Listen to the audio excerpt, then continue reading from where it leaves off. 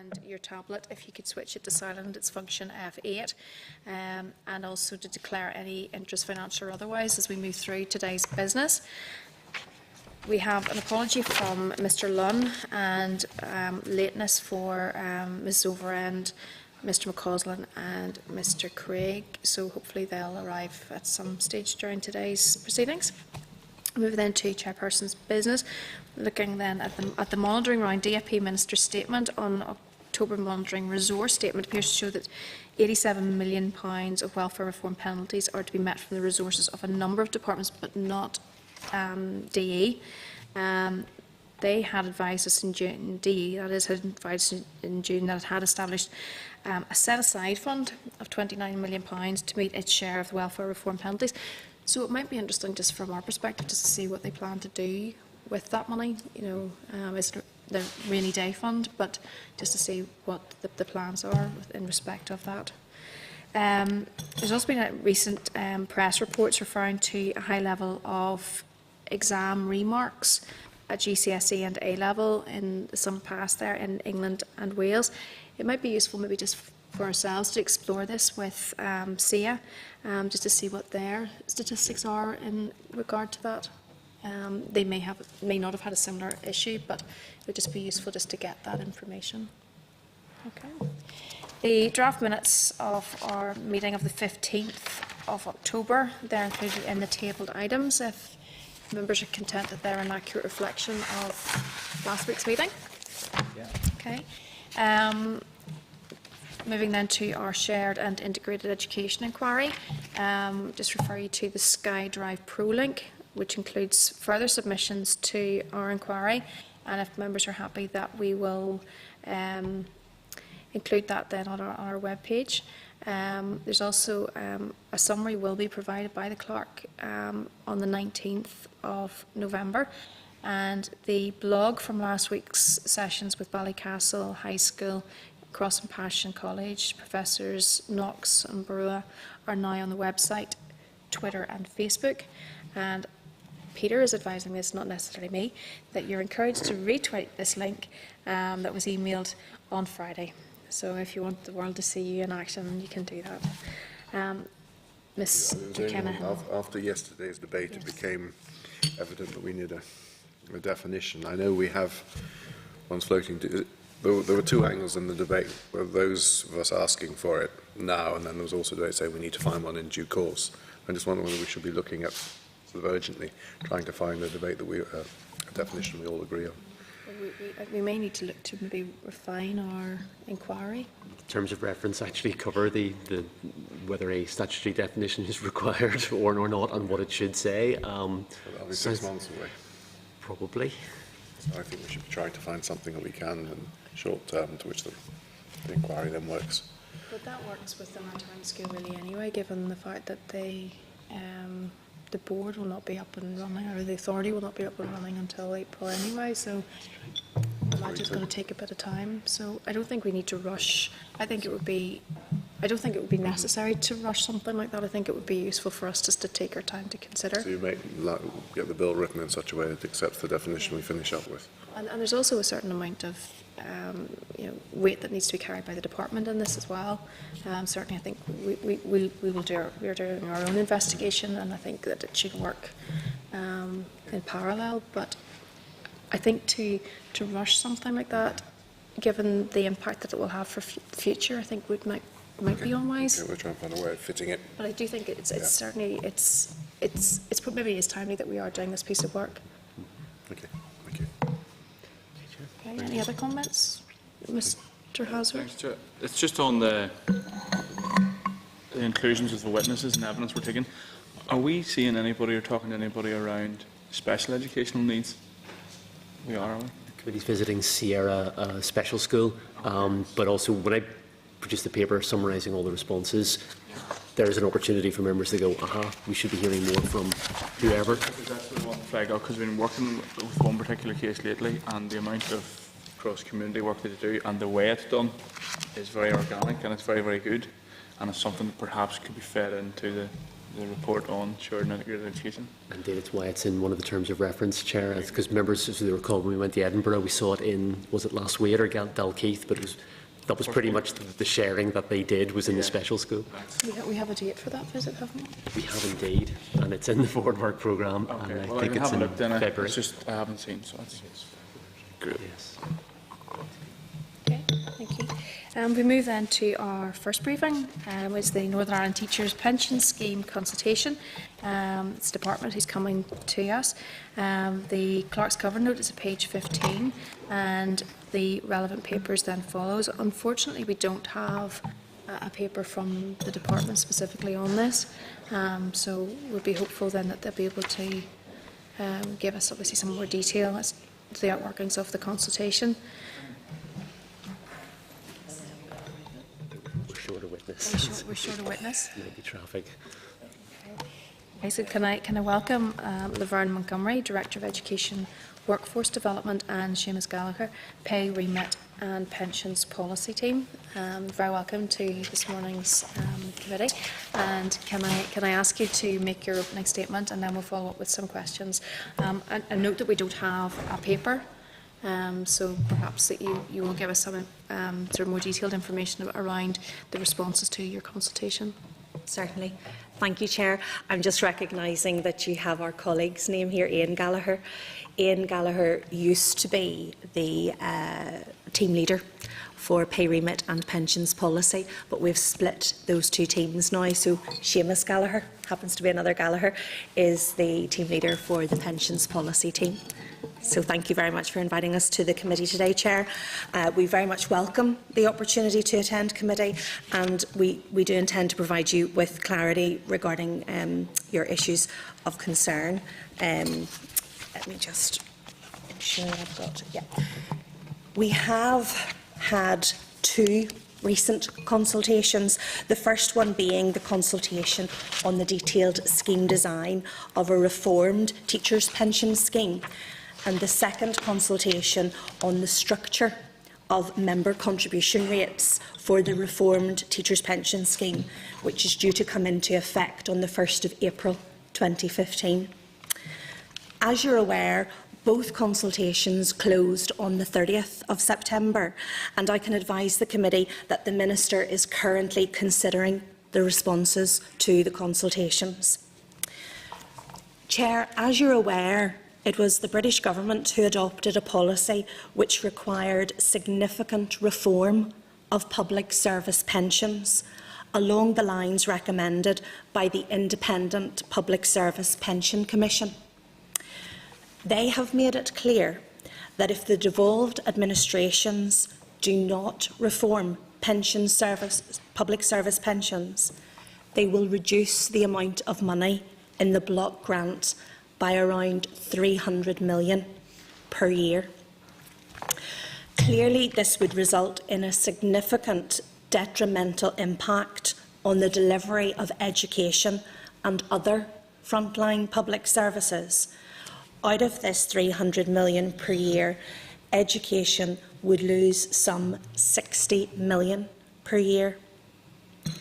It is for this reason that the Assembly passed the Public Service Pensions Act, and the Public Service Pensions Act closes the existing public service schemes, including our teachers' pension scheme, and it sets the parameters within which the public sector pension schemes must operate going forward. The Department, therefore, must bring forward legislation by April 2015 to provide for a reformed teachers' pension scheme based on career average earnings and with normal pension age equal to state pension age. Chair, with your agreement, I will provide the committee with an overview in relation to the outcome of both the consultations, and then myself and my colleague Seamus would be happy to take any questions that you may have. Firstly, in relation to the consultation on pensions reform, I can advise that a total of 24 written responses were received. a significant number of these respondents questioned the necessity or indeed the appropriateness of the reform of public sector schemes. However, as I have already acknowledged, the Public Service Pensions Act closes the existing public service schemes, including the Teachers' Pension Scheme. Therefore, the consultation was not in relation to should we reform, but rather how we should reform.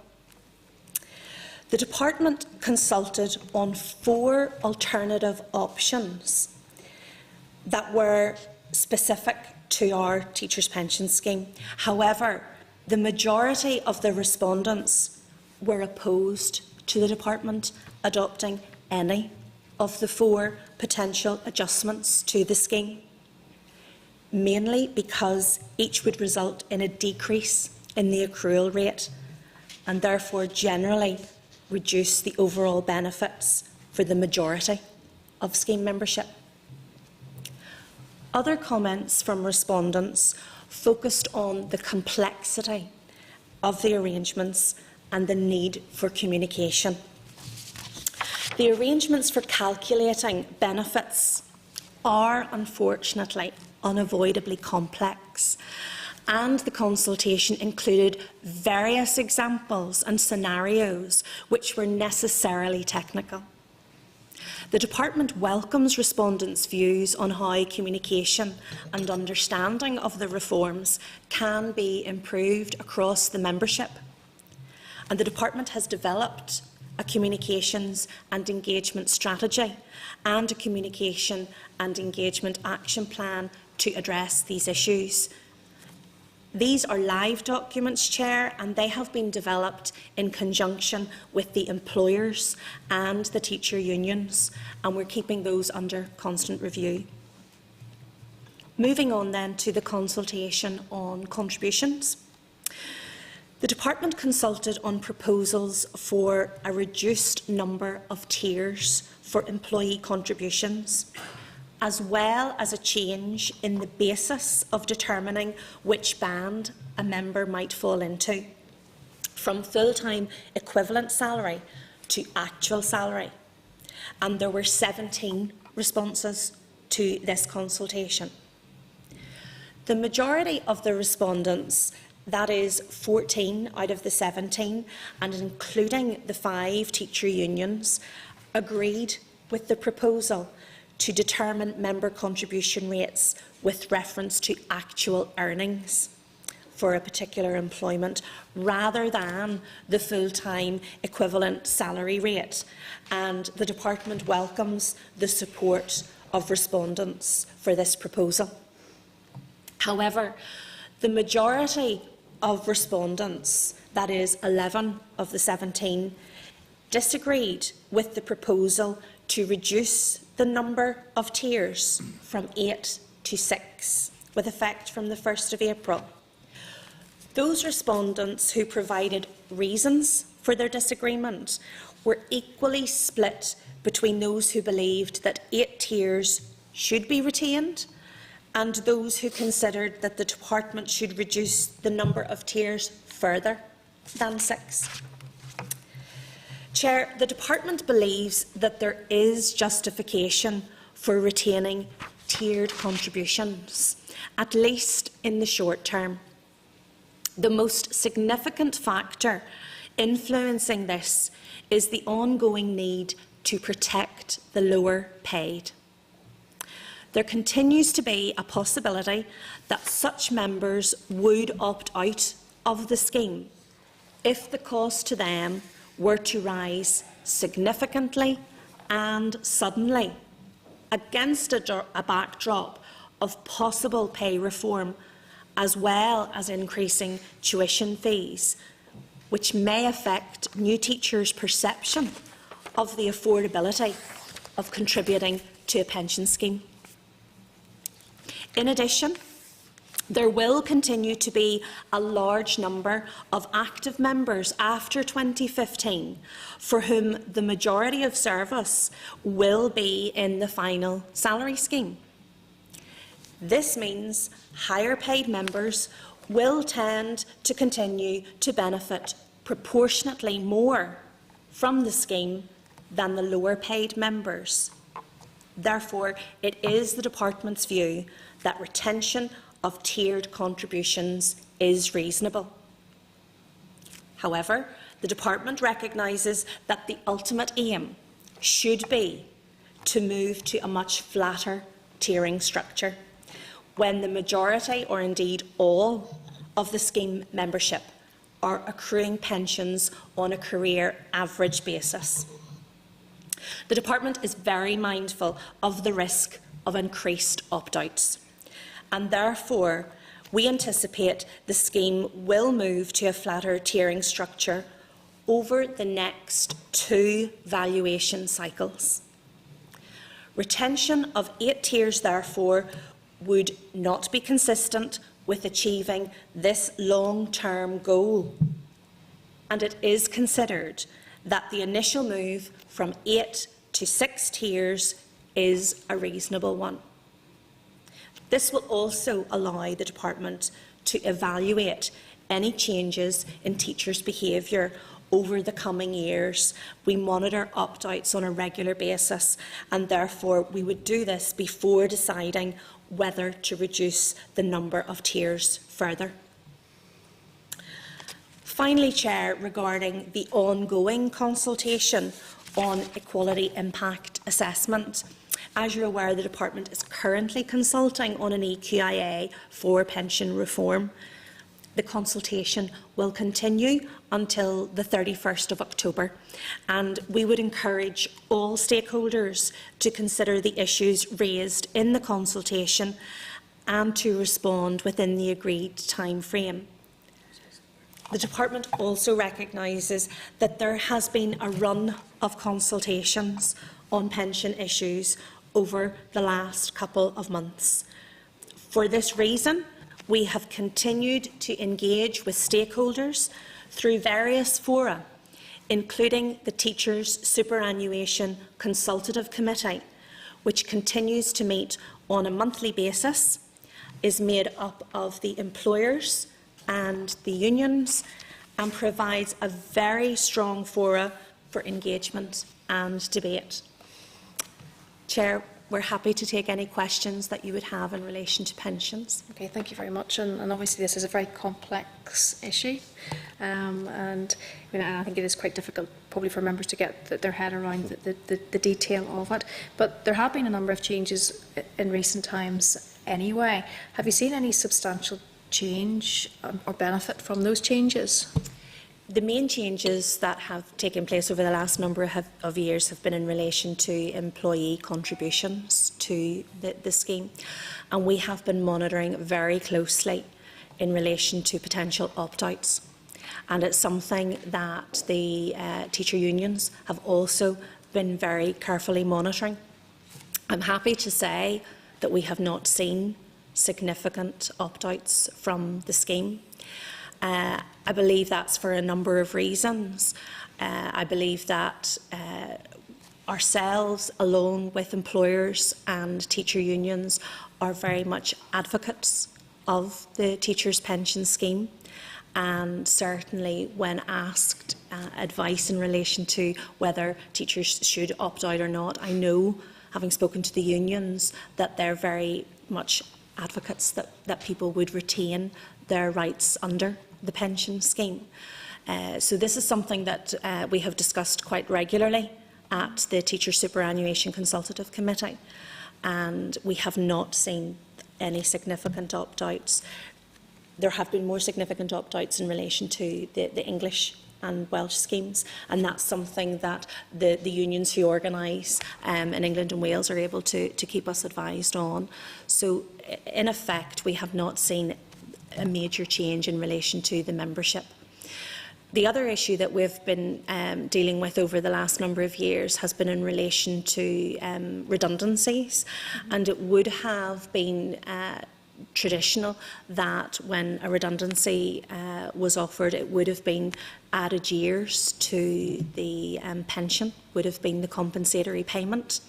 From 2010, that hasn't been the case, and anyone made redundant since that period has received a compensatory payment, and that has varied over the years. We have gone from 60 weeks to 90 weeks and back to 60 weeks, up to those periods.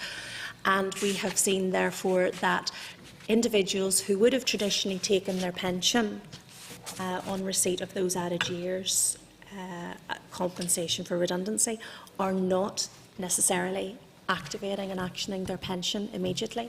So we've seen people who have left teaching, who have taken their compensatory payment for redundancy, but have not actually become, have not activated their pension.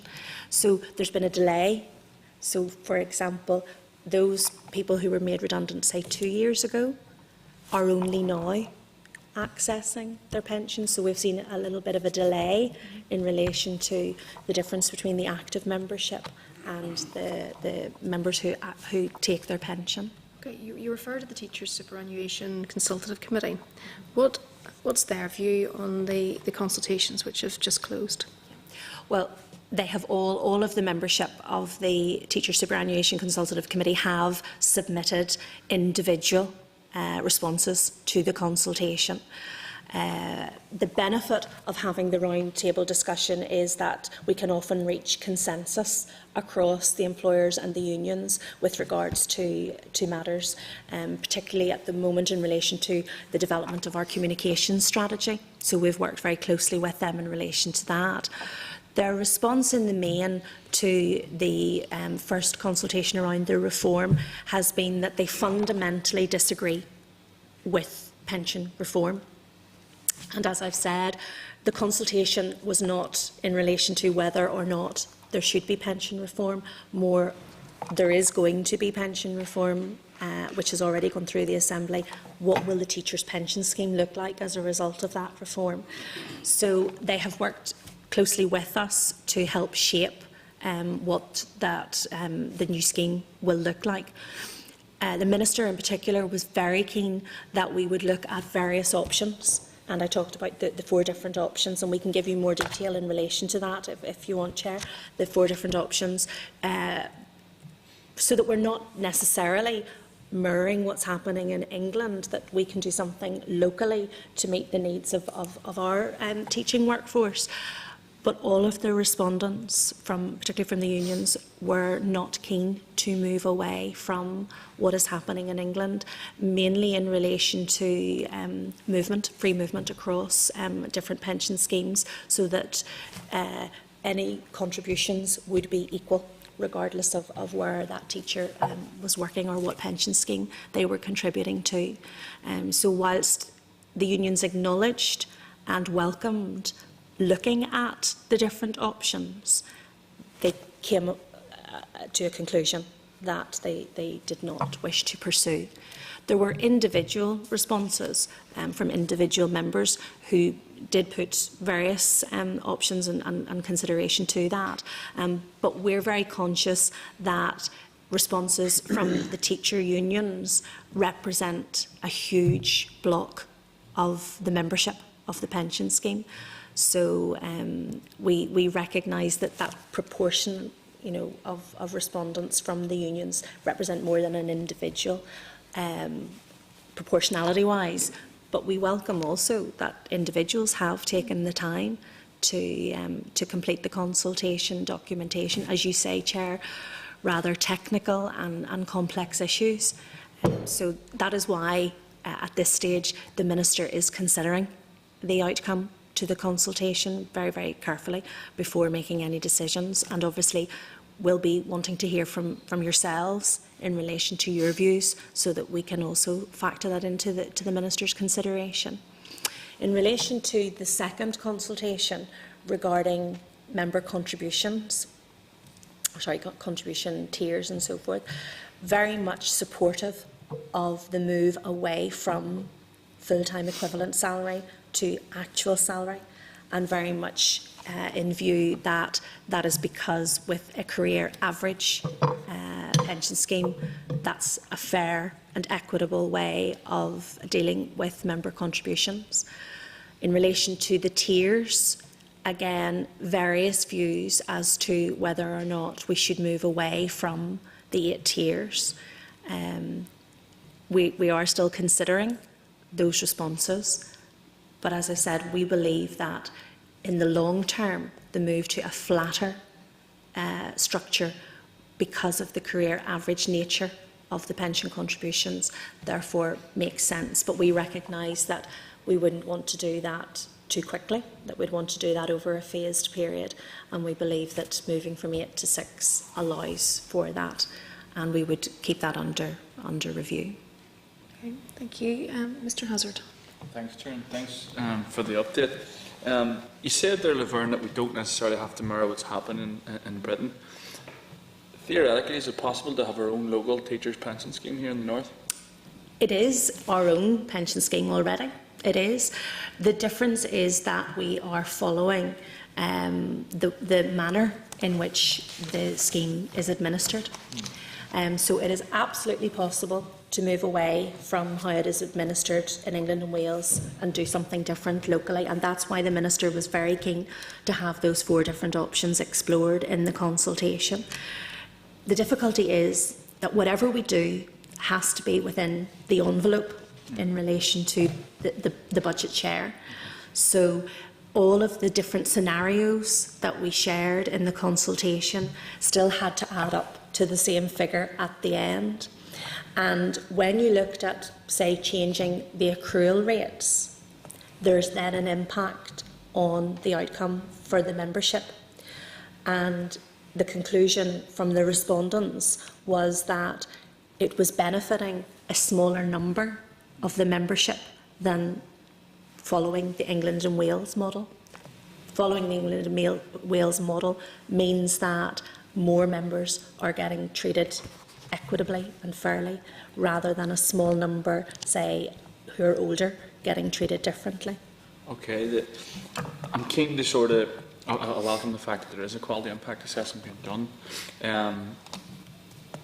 Am I correct in saying that not all members are going to be moving to a career average pension?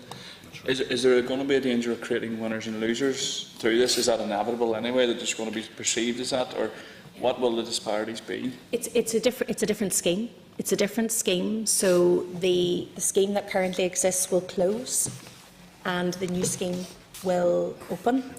What there is and what there will be, though, are transitional arrangements for those that are coming up to the end of their career, so that they are less impacted by the changes. So therefore, they have less time to prepare for the changes than younger teachers who have more time ahead of them in their career. So that those transitional arrangements should protect those who were coming towards the end of their career and therefore would not have the same impact on them. That's very clearly built into the reform. And then just finally, Chair, you mentioned the need obviously to protect the lower workers, and they're perhaps the people who feel larger contributions the most. And we see today in today's Irish News the absolute disgraceful waste of public funds in the health system, with massive pension pots being left to those who I feel have run the health system into the ground, and they shouldn't be rewarded for such failure. To what extent can we ensure that the likes of people at the bottom aren't being unfairly hit by larger increases, and at the same time there's people going to be walking away from the table with massive pension pots to rely on at the end? Well, again, that's part of the rationale behind the tiering. So at the moment we have the 8 tiers, and therefore if you're earning more, you're contributing more. And that is a very reasonable argument when you are receiving a final salary benefit. As we're moving away from that to a career average, we believe that narrowing that gap between the tiers means that it's a more fair and equitable approach. But we don't believe that that should be done any quicker than what we're suggesting, because we wouldn't want to detrimentally impact those on the lower salaries. It is something that a newly qualified teacher, someone coming out potentially not getting permanent full-time employment, maybe getting a substitution cover, maybe getting maternity cover, making a decision to come into the pension scheme when they're already not necessarily earning what would be a full salary. We're encouraging them to do so because they've made a decision that teaching is their career and it's a long-term investment. So what we don't want to do is to put off the newly qualified teachers, the younger teachers who are earning less and who are saying, well, I'm not getting enough in my pay packet as it is, I don't want to be putting any away. So we want to have less impact on the lower earners, whilst recognising that there should be an equality and an equity of impact across.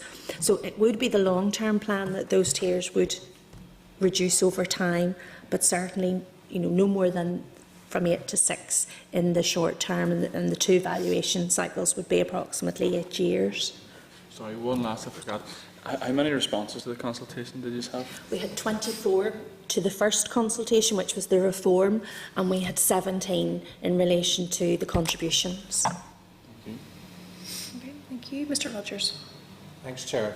And just on a similar point, you're very welcome, both of you. But in terms of a teacher who's spending most of their lifetime, say, in the main professional grade at the lower end of things, what will the financial impact be in terms of contributions to a teacher like that, as opposed to a teacher who is in middle or senior management? Okay, so at the moment there are 8 tiers, and therefore the more you earn, the more you contribute. The percentage is meted out across those 8 tiers. So at the moment, the more you earn, the more you contribute. That would continue with regards to the movement from 8 to 6 tiers, but it would mean that the distribution would be less. So there will be an impact on everyone, but the idea is that you're spreading it still across the 6 different tiers rather than narrowing it further. We have run different scenarios. If you want to, Seamus, give a specific in particular, example. the move from full-time equivalent to actual salary will mean that part-time staff will pay considerably less. There will be a block of staff in and around the middle tiers where the most of who will pay slightly more. So there will be winners and losers of moving from full-time equivalent to actual salary.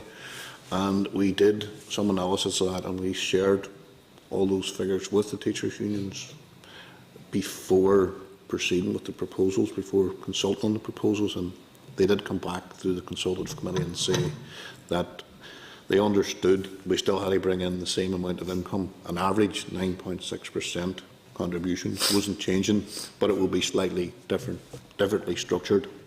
And the majority of the winners then would have been probably part-time teachers, the majority of whom were young female teachers. And just leading on from that, in terms of teachers who take career breaks, whether that's a career break abroad or they take a number of years off to bring up their children and so on, will the department be proactive in terms of making them aware of the real implications of that they don't leave it until they're in their late 50s or 60s? Certainly that's something that we're very conscious of, and in relation to how we communicate with the members in order for them to make informed decisions. And therefore, yes, whenever an individual is making a life decision to potentially take a career break, that's something that if they're taking advice from their school principal, the principal should be taking advice from their employing authority if there is one. Very happy to get those questions directly to the department, and also the teacher unions, and that's why the Teacher Superannuation Consultative Committee is so important, because we are talking on a regular basis, and therefore we're saying the same thing, and therefore that individual is getting a similar message from all of those areas that they would go and take advice from. Right, and the final point really is in terms of, you talked about the teachers' pension scheme and other pension schemes being happens. And say, for example, a teacher who wants to retire when they're 65 as opposed to going through to their 67 when they're state pension, will they have the opportunity to pay enhanced payments so their pension is really at the 67 stage when they're 65? There are arrangements already in place, and that won't change. Seamus, if you want to. There is an option there will be one option for members at the start of their career to decide to buy out the actuarial reduction. And in addition, then the actuarial reduction for teachers for the final 3 years, right, beyond 65, is at a reduced rate of 3% as opposed to the normal 5%. That's okay. Thank you. Thanks, Chair. Mr. Kennedy. Thank you, Chair. And thank you very much for the presentation. I thought I followed it all until something you said later on in the brief. On the whole scenario, is it like welfare reform? If we don't fit to what's coming from the rest of the UK, is there a fine at the end of it, or will it is there a sum of money that will be? It's the 300 million that I mentioned at the outset. That's the difference to the block grant. It's not just the teachers' pension scheme, it's all of the public sector pension schemes that would contribute to that 300 million. And the estimation is that the education element of that would be £60 million less a year if we do not make these reforms. Okay, and when you mentioned that the department was happy to move away, but at the same time the unions want to stay the same. The unions are fundamentally opposed to pension reform. They make that very clear every time we meet with them. However, in recognition that the Pensions Act has already been passed by the Assembly, they recognise that they want to influence the shape of what's to come. Okay, and then when you get to the numbers for responses of 24 and 17, is that good?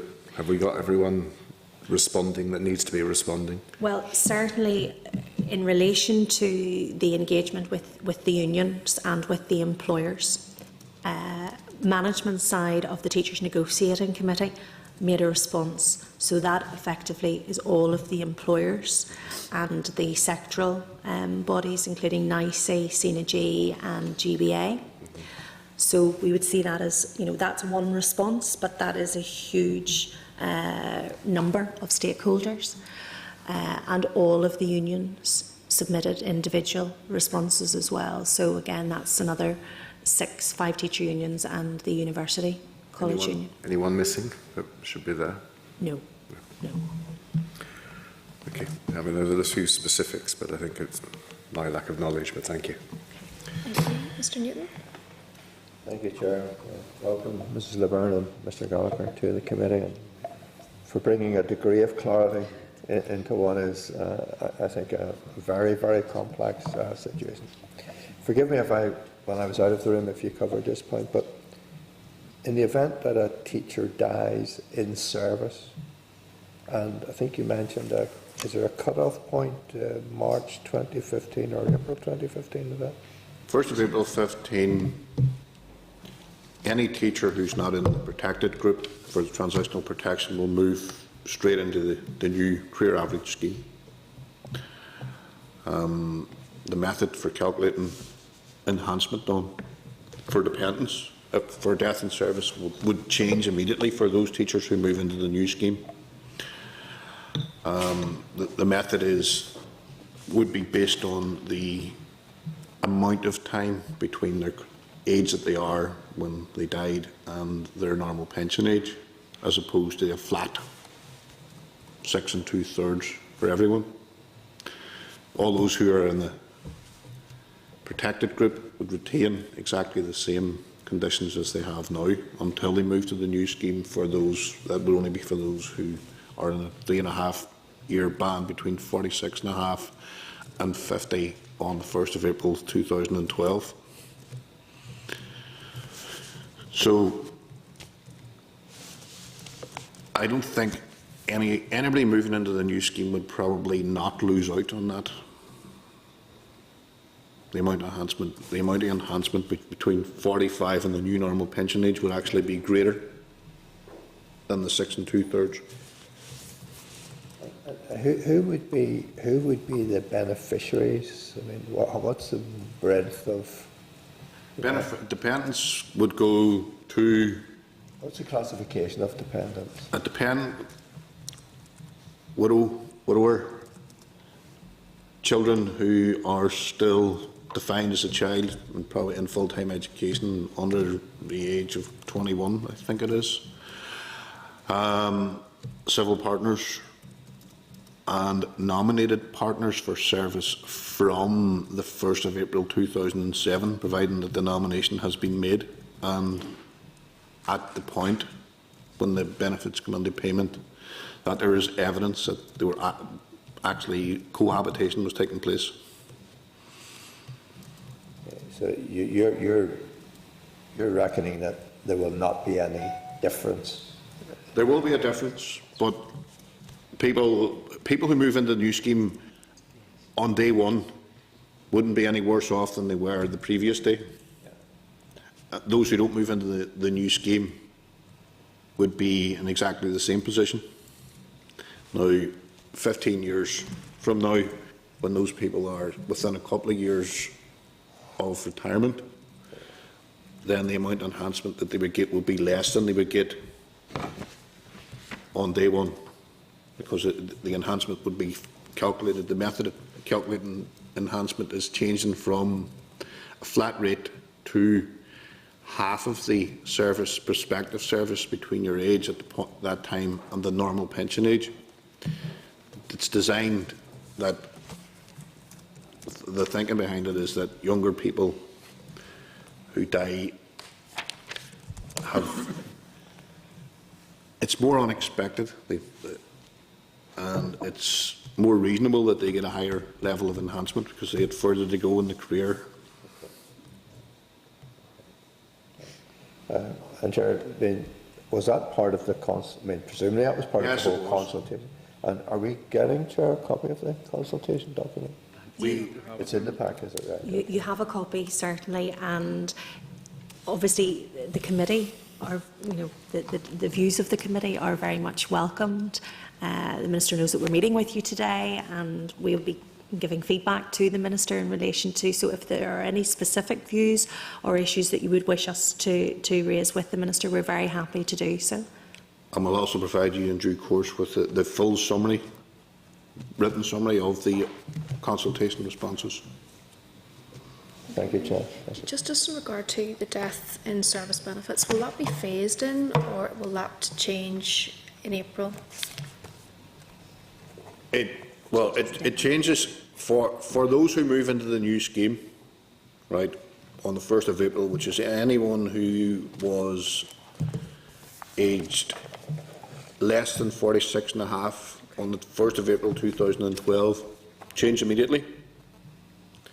For those who are in the full protected 10-year period, it won't change ever.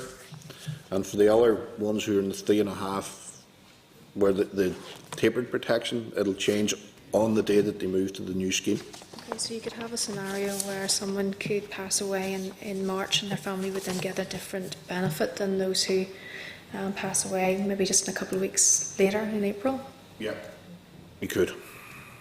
I suppose that's how you're proposing to do it. I suppose that there has to be. I suppose there has to be a date. It seems quite harsh. Yes, but there are the transitional arrangements and the tapering as well is to take account of that. Okay. The first question I asked was about the changes which you had made, and I believe that when you came to committee before, that you had said that there was more money going out than was coming in. The changes which you have made and which you're currently making, are they rectifying that position? Well, there's still more money going out than is coming in.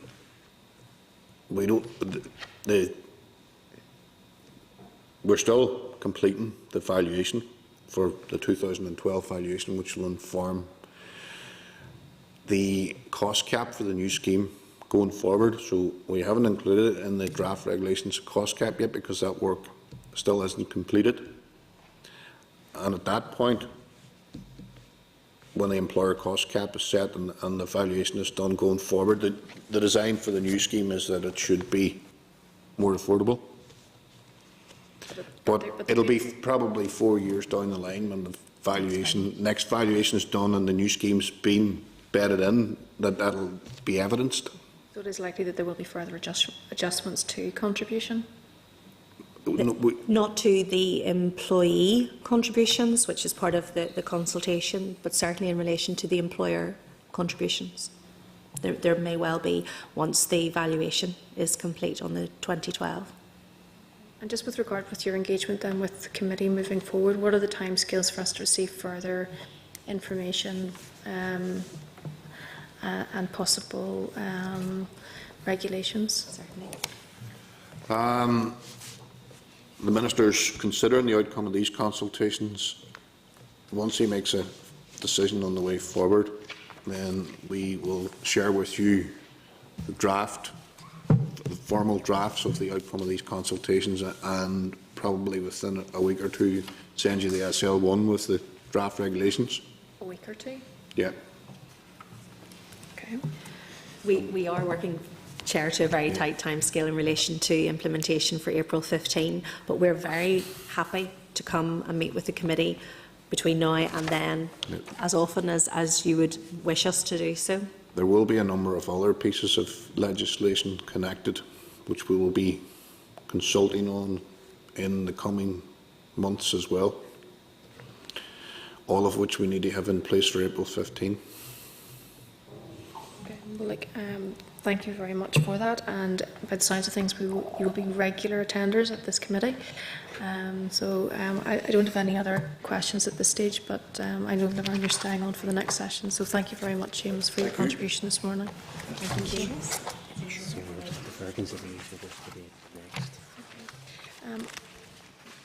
Might it be useful for us to get further information outside of this? Members, I'm conscious of the fact that we are in a tight timescale. This seems to be quite what's happening seems to be quite regular happening now. Do we want to receive information from unions or from the Teachers Superannuation Consultative Committee, who seem to have particular views on this? Do we want to write to them to get their comments directly? One-page brief. It might be useful, at least that we will have satisfied ourselves with regards to a consultation. Yes, Chair, so we write to the NITC and to the TSSC, the Superannuation Committee. I've tried that before and they didn't answer. They but didn't. yes, Chair. But we'll write again. I think it's important that at least we can't then be criticised if we're going to make decisions, at least that we're informed. Yes, Chair, and presumably the committee would also want to see the consultation summary document, and there were some other questions in there. Okay, thank you. Very good. Chair. The table changed very quickly there. Moving then on to school redundancies and school workforce review. Members, just refer you to the paper starting at 215, and welcome Kieran Moore, who is Head of Workforce Planning Team, Geraldine Quinn, who is Head of Teacher Negotiating Team, and Gavin Patrick, Deputy Finance Officer, and Laverne has stayed on. You're very welcome, and can I ask you to make your opening statements? Thank you. Thank you very much, Chair. Again, we very much welcome the opportunity to attend committee today to provide clarity on any issues you may have. Members will be aware that there has been ongoing correspondence between the Department and the Committee on the 2014-15 Strategic Cost-Based Teaching Redundancy Scheme, with the latest correspondence from the Committee being on the 5th of September, to which a response issued last week. Chair, if you're in agreement, rather than reiterate what was previously said, and particularly in relation to the strategic context of the scheme, I will, if it is acceptable to the committee, start with an update on the current position of the 2014-15 Strategic Cost-Based Teaching Redundancy Scheme, which has now concluded. And I can follow up with a few short opening remarks regarding feedback from our meetings with the employing authorities, funding authorities and teacher unions to consider the lessons learned from the 2014 exercise. You've already been introduced to my colleagues, Gavin Patrick, Geraldine Quinn and Kieran Moore, and we will all be very happy to address any queries you may have and to provide further clarification on anything that has previously been discussed if required. With regards to the update position, as outlined in the letter dated the 15th of October, a total of 167 teaching redundancy applications were received. Of the 167 teaching redundancy applications, 12 were withdrawn, 50 did not meet the criteria, and 105 were approved. Of the 105 teaching redundancy applications approved for funding, 91 were made effective. 14 of the approved teaching redundancies did not proceed for various reasons, including redeployment opportunities becoming available and reorganisation within the affected schools. The total cost of the 91 teaching redundancies was £3.9 million.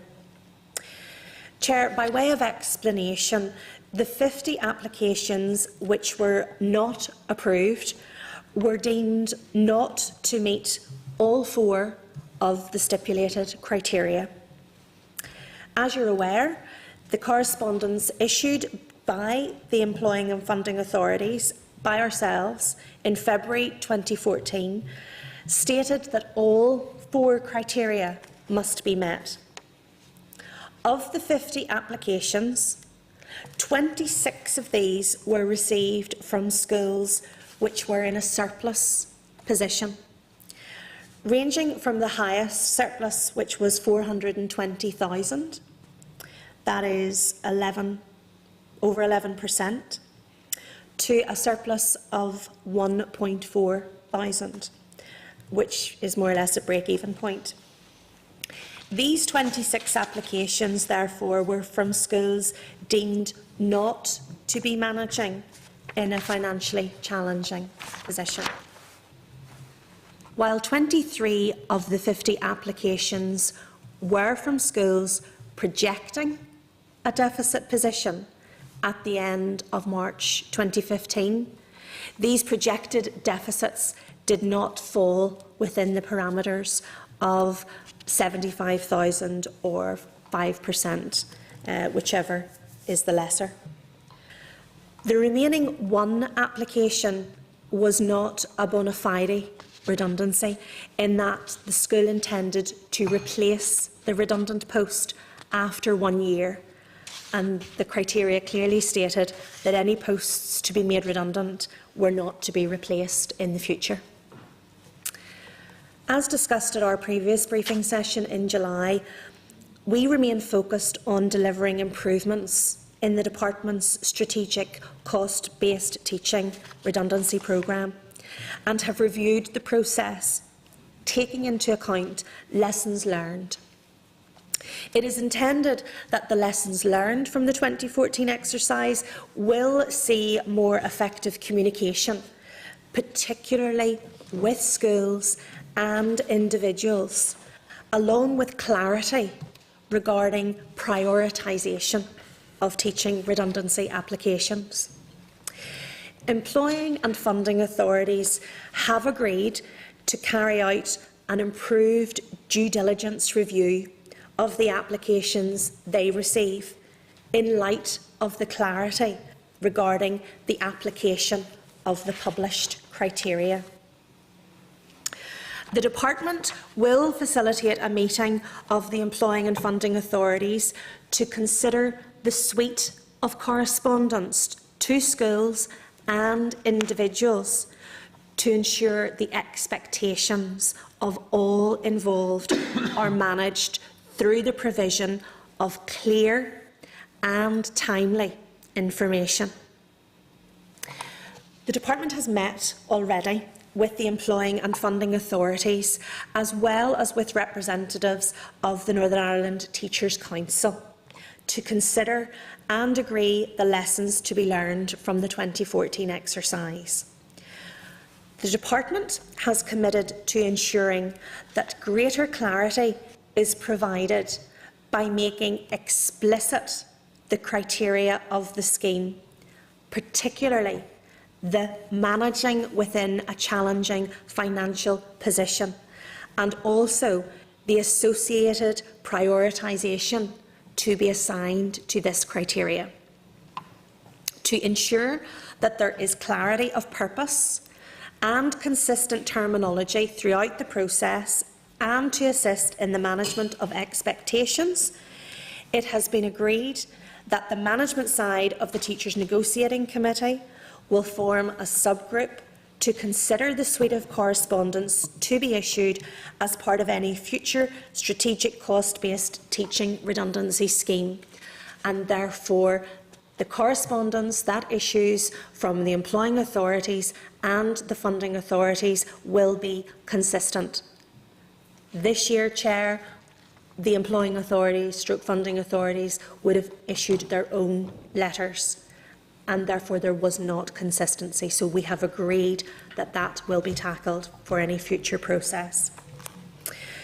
This will include identification of the information required by the employing authorities and funding authorities from the Department in an agreed format to ensure consistency of approach across the various authorities, and subsequently the information needed by schools and individuals from employing authorities to ensure they are kept fully advised of progress. The Department will, where necessary, be involved to ensure that any issues which might arise in these discussions are addressed in a speedy manner. The employing and funding authorities have agreed that they will cascade the relevant, agreed information to all schools in a consistent manner. The Department, as a member of the management side of the Teachers Negotiating Committee, providing strategic leadership on teacher workforce matters, have agreed as a result of the lessons learned process that a specific teacher redundancy meeting will be set up to include members of the TNC, so that's the employers, funding authorities, sectoral bodies and the Northern Ireland Teachers Council, the teacher unions, chaired by the Department, to meet on a monthly basis and more often, if necessary, throughout any future strategic cost reduction programme.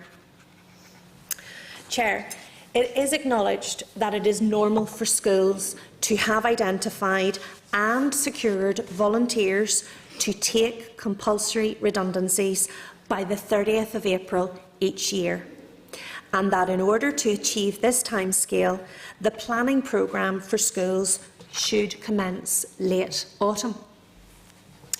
It is agreed by all that an early specified timeframe is preferable. Work continues to be progressed across the Department in conjunction with colleagues in the employing and funding authorities to make sure this happens. Clearly, the Department and our education partners have an extremely challenging work programme ahead in order to deliver the commitments necessary to achieve successful delivery of any strategic cost-based teaching redundancy programme during 2015-16. I trust, Chair, that I have addressed a number of the matters which you have asked in relation to the briefing, and as indicated, I am happy, along with my colleagues, to answer any questions you may have. Okay, Thank you. Thank you very much. And obviously this predates my time in the chair, but I mean it does seem to me that it was a complete and utter mess. And obviously the buck does stop with Department with regard to that. Now, you did mention that about the 4 stipulated criteria, and in February 14 it was stated that all 4 criteria must be met. Just looking through the papers which we have, and it's from the management side. There was a meeting, and you've said, and it says in the minutes that you acknowledge that the internal prioritisation applied to the criteria schools managing in a challenging financial environment was not shared with employers until the 28th of May. That doesn't really seem to correspond with what you've said around February this year. The letter that issued in February stipulated the 4 criteria, which had to be met. And the fourth criteria was a school managing in a challenging financial position. So the reference to the minutes of the management side meeting is an acknowledgement that that specific criteria was not defined any further than managing in a challenging financial position. So when the information came into the department and we looked at the information provided by the schools and the employing authorities and the funding authorities, we were looking to see were the schools managing in a challenging financial position. And I said 26 of the applications were from schools projecting a surplus. So those 26 applications should not have been submitted to the department for consideration because they were not from schools managing in a challenging financial position. What we acknowledge is that we looked at information provided by the employing authorities and funding authorities as of March 2014. And at that meeting at management side, the acknowledgement was that for a number of those schools, whilst they were not currently managing in a challenging financial position, if they did not affect the teacher redundancy, that they would then project a deficit position. So it's around clarity of that specific criteria and providing a very clear definition of what that criteria means. Now, when it came to the non-teaching redundancies, because of the lessons that we had learned from the teacher redundancy process, we were able to clarify that specific criteria by what we meant by managing in a challenging financial position, and that is a school that is currently 75,000 or 5% in deficit, whichever is the lesser. So effectively, whilst that criteria was in the letter of February 2014, it was no more than managing in a challenging financial position, and therefore we defined that by those who were in that position as of March 2014. Okay, and my acknowledgement was we hadn't given that clear definition of what managing in a challenging financial position actually means. So you're holding your hands up on that one? Very much so. We're saying that in future we will add that very clear definition that it means a school that is managing within a 75,000 or 5% deficit, whichever is the lesser. And we've gone further through our lessons learned meetings, and we have said that there will be need for prioritisation. Again, we said that in our letter of February 2014, but we didn't say how we would prioritise. We said that we would have to prioritise. So now, through the lessons learned, in conjunction with the employing authorities, funding authorities and the teacher unions, we have agreed that the first priority should be those schools that are having redundancies as a result of a closure or an amalgamation, that they should be the top priority. We've agreed that the second priority should be those, as I've said, managing in a challenging financial position. But we will also ensure that the information coming from the schools and the employing authorities and funding authorities are on a template that we supply, and therefore the information will be consistent. What we found was we were getting inconsistent information from across the different employing authorities. So we will ensure that next time that the information that we get is in a consistent format. What you have said is that an early specific time frame is preferable. I think an early specific time frame is necessary rather than preferable. I had a meeting with a school last week. I met the senior management and the Board of Governors, and they were in a position where they had 5 staff members who they believed qualified and met the criteria for redundancy. Budgets were obviously set timetables were arranged for September, and then at the end of the term, then they were denied all 5 applications, which really does set a school into a real difficult position where you're having to rewrite timetables, you're having to look again at your budget. You have staff who have obviously in their minds already left the profession and have made other plans. So the unsettling aspect of this within the school community is vast, and really it is very important that this is dealt with in a very timely manner, so that you can actually then create stability then moving forward in the school year. Schools aren't just dealing with this, they're dealing with so many other issues coming from the department, from the board, from parents and pupils. So really simplicity in all of this is really necessary. Definitely, Chair.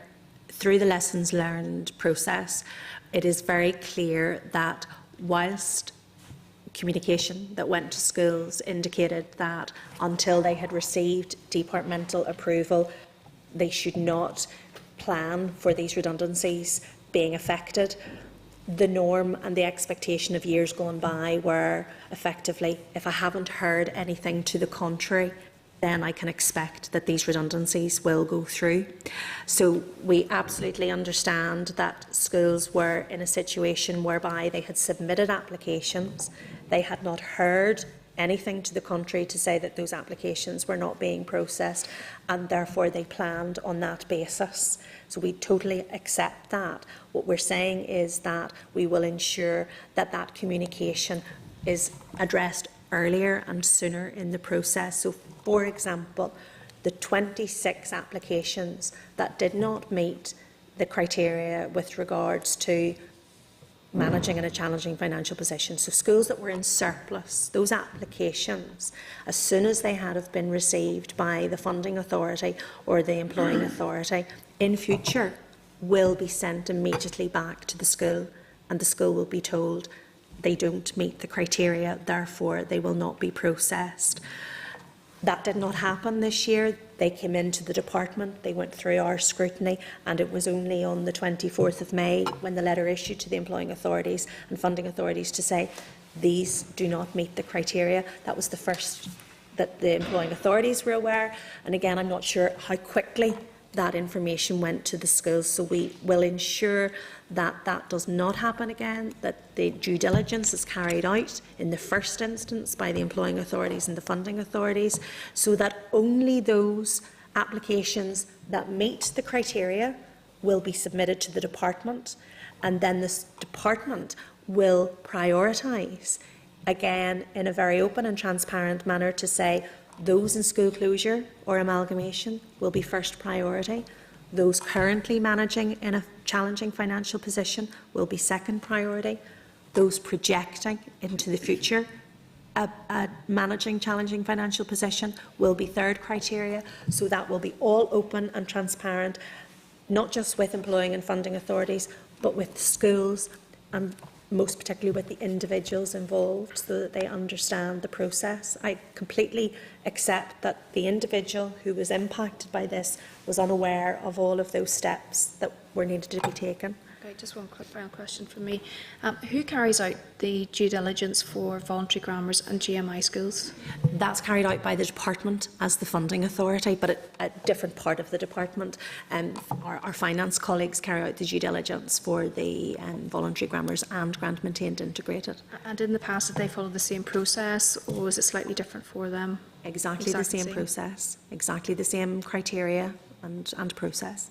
Okay, thank you very much. Mr. Kinnan. Thank you, thanks, Vice Chair. And Laverne, thank you very much. I wanted to make 2 points before 2 questions. One, which you rather proved yourself, is there was a time you completely lost me just through a sentence with, I think, so jargon. Okay. Could you please, however you're communicating, because it's like Chinese whispers, moving it all down the line, despite how well you write it in the letter.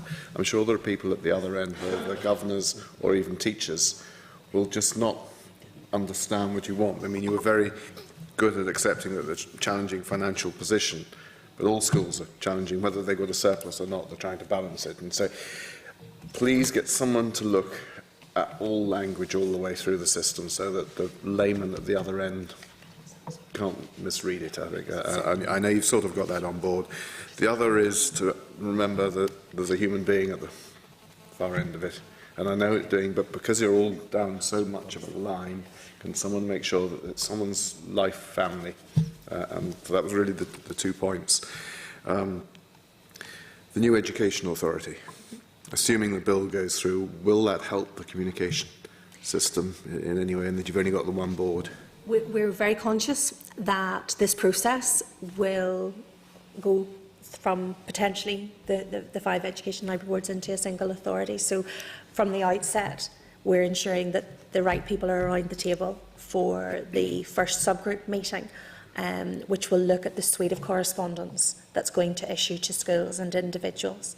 And we've got agreement around the table that regardless of who the employing authority is or the funding authority, the same communication will issue. So that should mean that it won't matter whether it is the Belfast Education and Library Board who issues the letter in February and it's a single authority who issues a letter in May. We've agreed that it will be the same correspondence regardless of the employing or funding authority. Super. And then my last question, I mean, there was talk of there was a contingency fund sitting in the department at a bigger scale. Is there any push to make sure that when you start the process of the cuts that there will be a contingency fund that you're in place so that you can actually do what you're trying to do at the beginning rather than suddenly find you're short at the end? At this stage, there's no decisions taken in relation to the 15-16 budget. So whilst we've acknowledged that the timescale through which this process has to be managed should begin late autumn, there are wider decisions in relation to the 15-16 budget that need to be taken first, and then this process will flow into that. Okay, thank you. Thanks. Thank you. Mr. Rogers. Thanks. And again, you're very welcome. First point really, Laverne, in terms of when you talk about managing the challenging financial situation, you use the word current. Do you agree, for example, last year when we were talking about that, the current, when you're dealing with the current, it should have been looking at the March 15 position round. I just want to clarify that with you first of all. Absolutely, and again, that was something that we discussed at length at the Lessons Learned meeting with the employing and funding authorities. Their issue was that the situation in March 14 would be different in March 15 if these redundancies were not affected. And therefore, they were very clear in saying we need to look at the following year as well as the current position. The difficulty that we had was that we were not getting consistent information across all of the different employing authorities and funding authorities. So our view, our idea of dealing with that this year is that we will develop a template, and that all of the employing authorities and funding authorities will complete that one template, which should mean that there is a consistency of the information that we receive. That's good to clarify, because that clarifies it to some extent for me that you do take the fact that the following year is actually current in terms of schools planning, whatever. In terms of your own policy on redundancies that was, I think, reviewed, and correct me if I'm wrong, in 2013, do you intend reviewing that policy now, or has it been reviewed? Okay. There is an overarching teachers negotiating committee procedure for redundancies, and that's what sits behind this programme effectively, and that's an agreed process across all of the employing authorities, sectoral bodies and the teacher unions.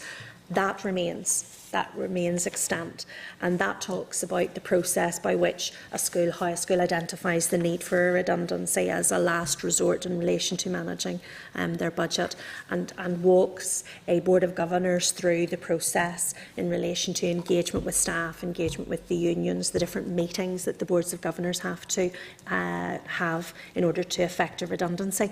That remains. That does not get changed as part of this process. Our process is in relation to central funding being available to enable schools to live within their budget, and therefore the applications that come in to the department to be scrutinised have to meet those 4 criteria. That programme is separate from the procedure. The redundancy procedure is an agreed procedure, which is, as I say, a negotiated and agreed document through the Teachers' Negotiating Committee. But do you not believe, that some of those procedures didn't work well enough last year? Do you not believe, in terms of the revision of the policy, that needs to be in place in the policy? Now, you talked about the definition of challenging financial situation. Do you think that should be there now to ensure, you talk about schools starting to plan for next year in the autumn? That will be there as part of the cost reduction strategic programme. So that will be in all of the documentation that we've talked about around the suite of correspondence that will go to the schools, etc.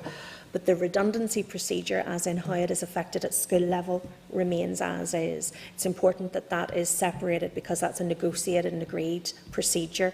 But we will absolutely learn from the process in relation to clarity regarding the criteria, which is a separate matter, but it will be addressed in relation to not only what does managing in a challenging financial position mean, but also how will the department then prioritise the applications that come in. So that will be included in our documentation. Yeah. But even following on from that, in terms of, if a school, if their application for voluntary redundancies, you have to go through all that process before you move into the compulsory redundancy stage. The voluntary redundancy in this particular year were resolved in June and July of 2014. If a school is then only going to move into compulsory redundancy phase at that stage, it's going to be December before they make people redundant. Is there any compensation from the department for actually having to, because the voluntary redundancy scheme took so long before they could move into the compulsory? Okay. I know that there is, again, some confusion regarding the terminology of voluntary and compulsory redundancies. All of the 167 applications that came in were for compulsory redundancy. So schools had identified the need to make a redundancy. So they were compulsory redundancies. The process by which schools try to then identify individuals to take the redundant post is through the voluntary process. So a school identifies there is a need for a redundancy, and they then ask across the school if there are any volunteers who would be willing to take the redundant post. Now, that is a more straightforward process at primary level than it is at post-primary level, because we're getting into particular subject areas and so forth. But the first instance is the school identifies the need to make a redundancy, therefore it is a compulsory redundancy. The staff are asked, are there any volunteers who would take that compulsory redundant post? And if there aren't, then they would have to identify within the staffing structure an individual who would be associated to that redundant post.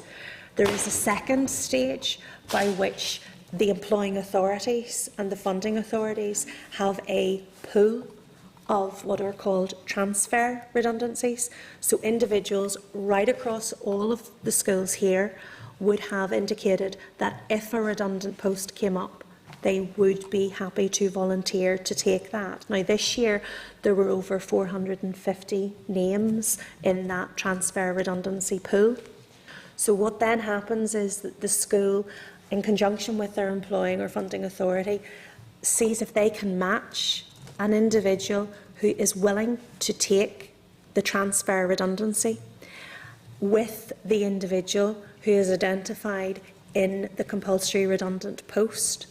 And if they can get a match, then the individual who's in the compulsory redundant post who doesn't want to be made redundant can transfer with the individual who has identified that they would be willing to take a transfer redundancy.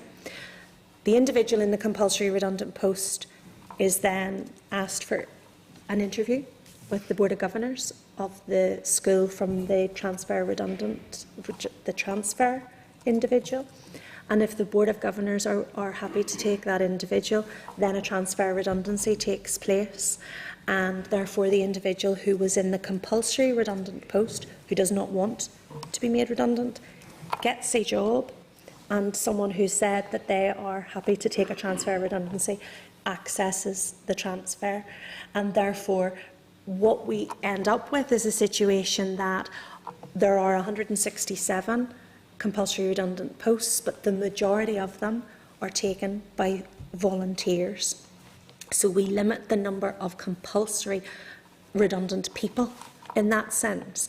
And that's part of the reason why the Minister has agreed terms of compensation of, in previous years, 60 weeks and then 90 weeks for 2 years and then down to 60 weeks again, to incentivise individuals to come forward and volunteer for redundancy, so that we limit the number of people who are made compulsorily redundant. And that process is quite complex. It involves all of the employing authorities and funding authorities. Each one will ensure that they look after the teachers and the posts in their own employing and funding authority first, but they then go province-wide and look to ensure that there is as few compulsory redundant posts as possible at the end of the process. Right. Just very quickly, Laverne, have the lessons learned been communicated to schools yet? Not yet. Not yet. We are setting up a meeting of the management side of the Teachers Negotiating Committee to agree the suite of correspondence, and once they are agreed, then the communication with the schools will begin. I know it's difficult to predict, but when would you hope that would be out to schools? Well, we intend on having the meeting next month, so that's in November. Depending on the wider decisions in relation to the budget for 15-16, the Minister will then be considering terms for a cost reduction process next year, and once that is completed, then correspondence will be with schools. So we would still hope it would be this calendar year, but there are wider issues to be considered. And I hope you appreciate the urgency in schools after what happened last year, that you talked previously about they do plan in the autumn for the year ahead, so they need this ASAP. I suppose the very last point, Chair, if you might, just was on a point that the Chair mentioned in terms of voluntary grammars, where they depend on the department really in terms of directly funding redundancy, as opposed to maybe other sectors that can maybe move funds to prioritise. Do you feel that the voluntary grammars are then in a more difficult position? This process was open to all schools, and therefore the funding that was held centrally by the department was open to all schools regardless of the sector. Thank you. Thanks, Chair. Thank you, Mr Newton. Thank you, Chair, and welcome your addition to the team this morning. Can I just ask you, Laverne, in terms of, I think when you were last at the committee, we were at the stage where you had to read a prepared statement, I think, because of the confusion around the situation. And indeed, the situation that was described, I think, across the chamber by all the parties, well, maybe not all the parties, the majority of the parties, as a shambles of a situation. If you take where we were then to where we are now at this point, how would you describe the situation? I think the sessions that we've had with the employing authorities, funding authorities and teacher unions have been extremely helpful.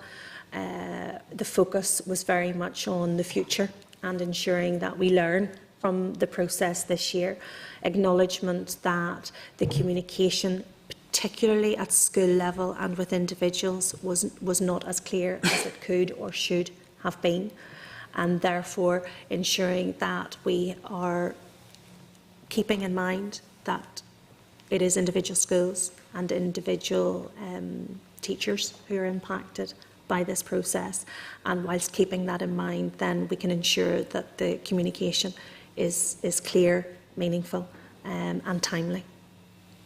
And on the gap between where we are now and you resolving the whole situation, you're expecting this to move in a smooth transitional arrangement? Well, certainly the intention is that we are doing this in an open and transparent way, involving all of the employing and funding authorities as well as the teacher unions. So by having that consensus of agreement on how we manage the process, I believe will be to the benefit of everyone involved. And to pick up on the Chair's question and Sean's question, the voluntary grammars and the Irish medium they're all included, so we will have a consistent package across the. Very much so. We're conscious that some schools don't have employing authorities, and therefore that added level of advice and guidance that controlled and maintained schools have. We want to ensure that all sectors get the same information in a consistent and timely manner. And the same reaction and the same outcomes and the same programme and Very much so. system. The issue of consistency, the language that we use in the communication to make sure that it is not jargon, that it is clear and understandable, regardless of whether you have or have not got an employing authority. Can I just take you back then to where we were and the 14 approved redundancies that did not go forward? And you placed a lot of emphasis on managing in a difficult financial situation. Of those 14, how does the school pick up on those then if the 14 didn't go ahead and continue to manage their difficult financial situation? It would appear that the majority of them, Geraldine's just pointing to numbers here, 3 were redeployed. So redeployed not in that school, but in another school. 1 through reorganisation of, it must be the timetable. They must have been retained within the school, but a reorganisation of the timetable. 2 were withdrawn. 1 got another job. And we've still got 4 which are deemed unexplained. The reason why they were not actioned hasn't been given to us. So there are, 10 schools there that are still carrying that cost in what was a difficult financial situation? Certainly they would have the 4 that would have reorganised within their own structure. It may be to do with their change in subject areas, and they were able to redeploy the individual by reorganising timetables and so forth within their own school. Ultimately, that was their decision. We had agreed and approved the funding, but they made the decision not to go ahead with it. And where there were redundancies, are there any schools that are continuing to carry the same numbers after redundancies by using other initiatives to fill posts? This is something that we're very conscious of, and as part of the process I talked about a bona fide redundancy, which means the post will not be filled at a future date. We have had situations where enrolments, for example, have changed in schools, and therefore there has been a need that was unforeseen to bring in an additional post. They have to come in to the employing authority, if there is one, and the department for approval. So there have been a very small number of those over the last number of years. We're also conscious, and this is something that the employing authorities are dealing with, and I know CCMS has issued guidance on this very issue within the last couple of weeks to their boards of governors, and that is that if you have affected a redundancy in the last number of years, you cannot be going to the Northern Ireland Substitute Teachers Register and bringing in someone on a temporary contract and build up your staffing numbers through temporary appointments as opposed to permanent appointments. So it is, let's say, a loophole that could have been used by schools, but the employing authorities are very conscious of it. And I know, as I say, already CCMS has issued guidance to their governors to say that that's not acceptable. To Mr. Kinahan's response, you weren't specific in what the contingency fund was. Can you clarify that for us? I would have to ask my finance colleague to deal with that. At that time of the year, that was before June monitoring had been agreed, there was no contingency fund within the department. In fact, as we mentioned in our October monitoring hearing a few weeks ago, by agreeing to the redundancies, by the Minister agreeing to the redundancies, this actually led to marginal overcommitment on our budget at that stage. So there was no contingency fund for redundancies at that, when the decision was made. Was? What's the current situation now? Again, as per our briefing a few weeks ago on October monitoring, we have put forward bids for October monitoring, and currently our budget is fully allocated. There's no contingency fund within the department. Okay. I think that's it. There was a set-aside fund with regards to the welfare reform. If DE were to have had to contribute to that. At that stage, yes, but there wasn't. It was set aside. The Minister took the proactive decision because of the political statements at the time around welfare reform, and the decisions around June monitoring hadn't been made. So that was set aside specifically for. And so is our understanding that that money's still there? That 29 million No, pounds still as there? part of June monitoring, the department was protected, so therefore there was no cuts made to the departmental budget, and we were protected for the 14-15 year. Yeah, but the indication was that there was 29 million set aside. Is that money now gone? That money was allocated following June monitoring through to the pressures within the department.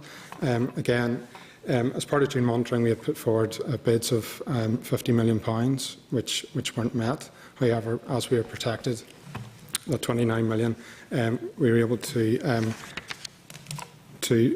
allocate, for example, £10 million towards special education needs in advance of the school year starting, to provide certainty to the LBs for the academic year proceeding.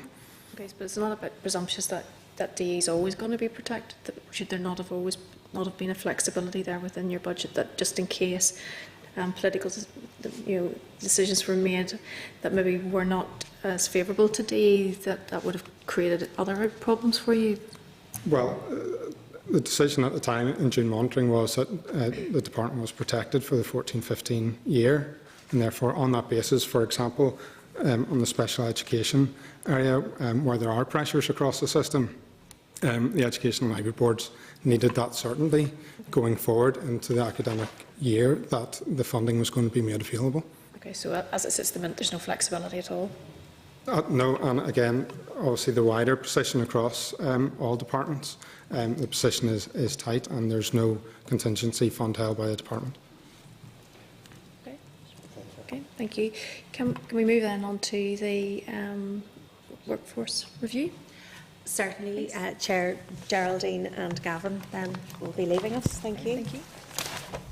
Thank you very much.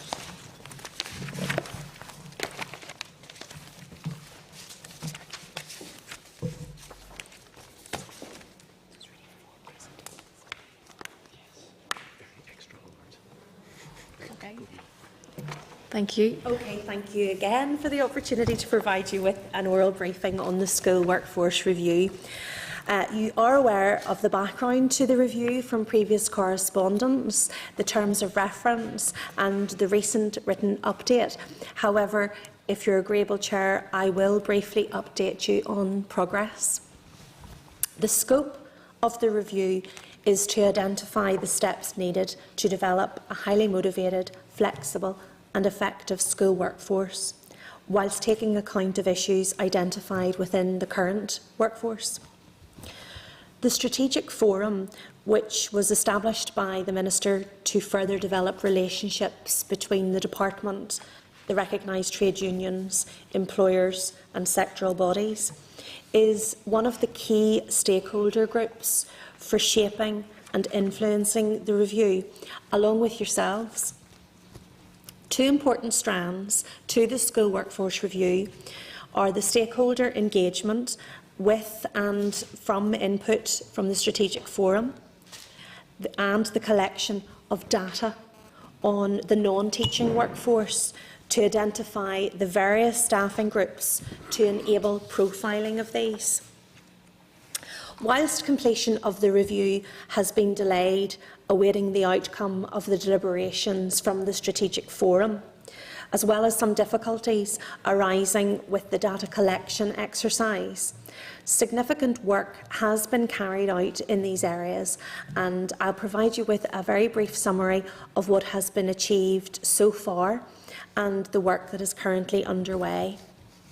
Starting with the Strategic Forum input. At its meeting in March 2013, the members of the Strategic Forum agreed to establish a workstream group to examine the school workforce review, and the terms of reference that were agreed was to shape and influence the review by determining the key challenges ahead that will place demands on the current workforce and make recommendations that will help to identify areas that should be examined as part of the review and on the way forward for future planning.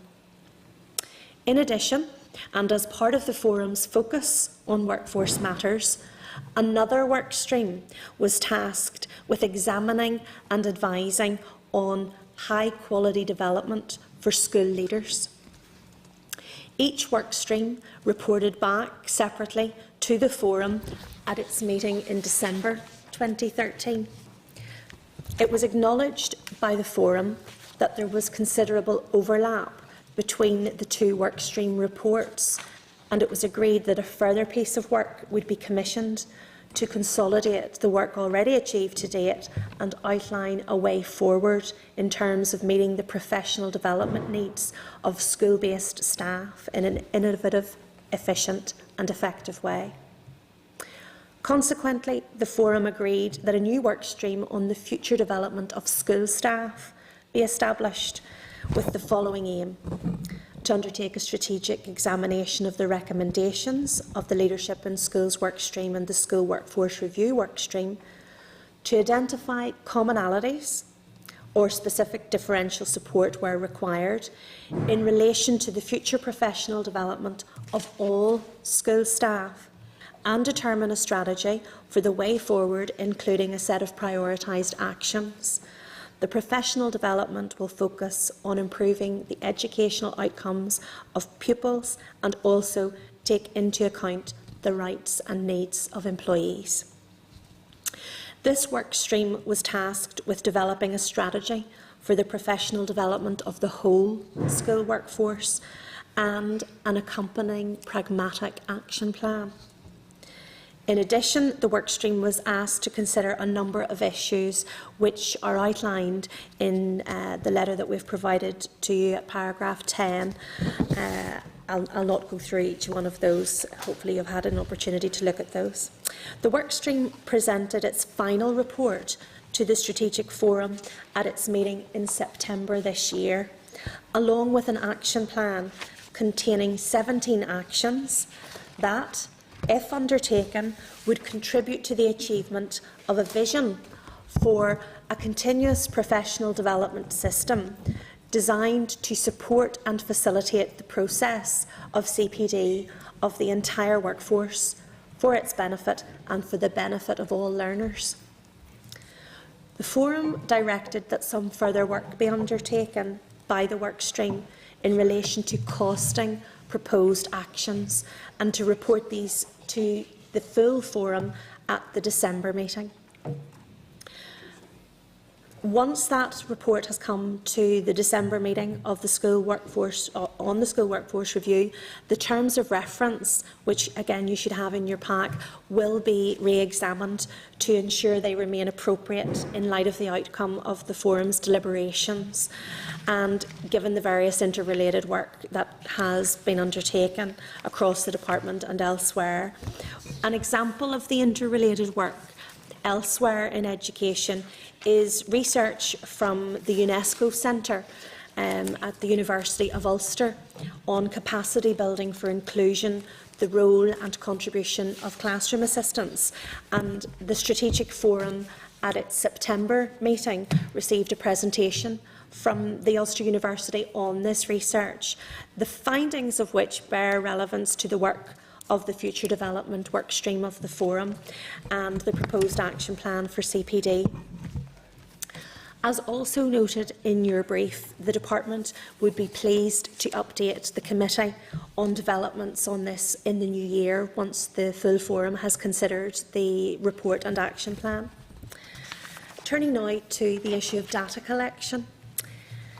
The Committee will be aware that there are statistics available on the teaching workforce compiled by the Department and also by the General Teaching Council.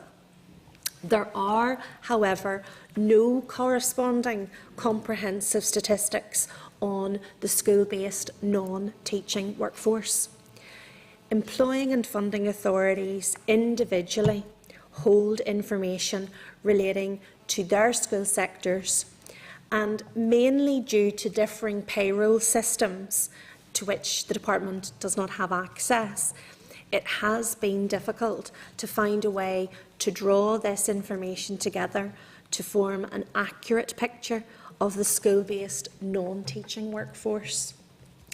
So what we have done in conjunction with our colleagues in the Education and Library Boards is that we have been working on identifying and validating data that can, with confidence, be used as baseline information and therefore allow us to monitor changing staffing profiles on a year-by-year basis with a view to developing models to support robust workforce planning. This work began in August 2013, and since then there have been a number of meetings between the Department and the Education and Library Boards in the first instance to scope the work. And then we've had a number of meetings to identify various job titles used by the Education and Library Boards, which has resulted in the development of a list of categories. So we have 26 different categories.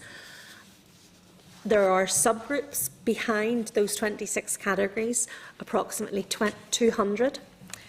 And we have now been able to categorise those on a smaller list, as I say, of 26.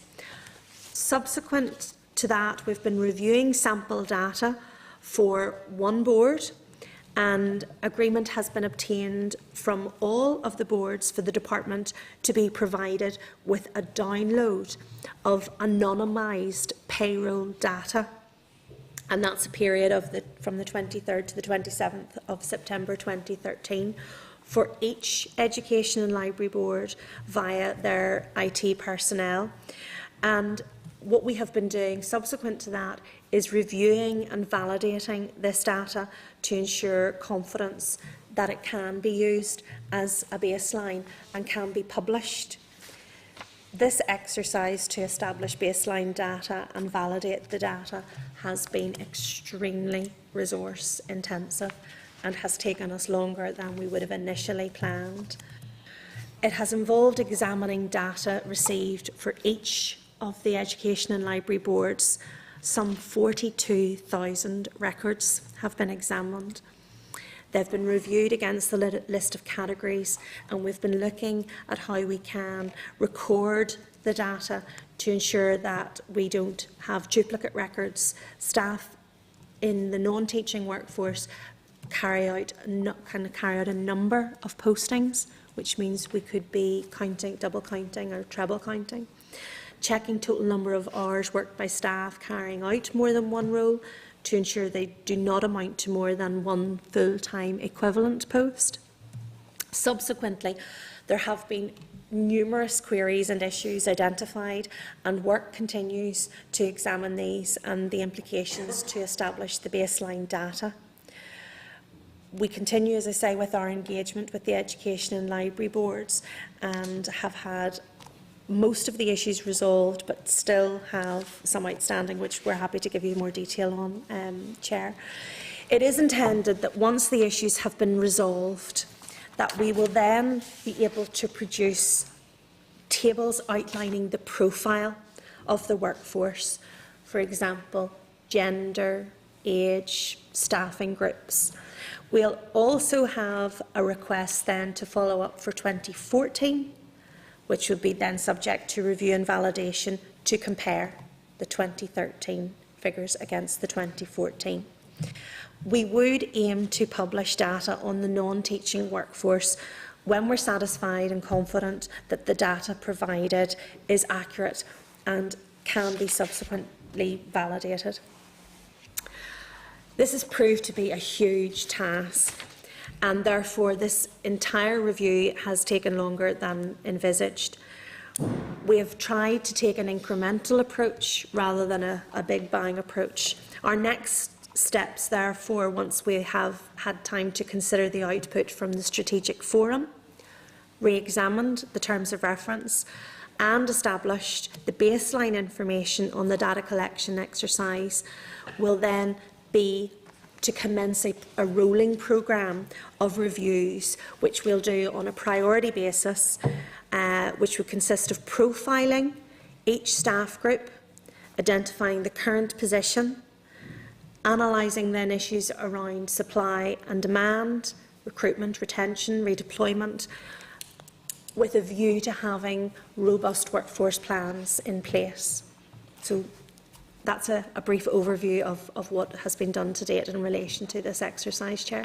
Okay, thank you, and I'm mindful of time, but can I just ask you very briefly, is there an overlap between school workforce review and the DE strategy for teacher education professional development? What the overlap is? There is an overlap, and that has been identified through the work of the Strategic Forum.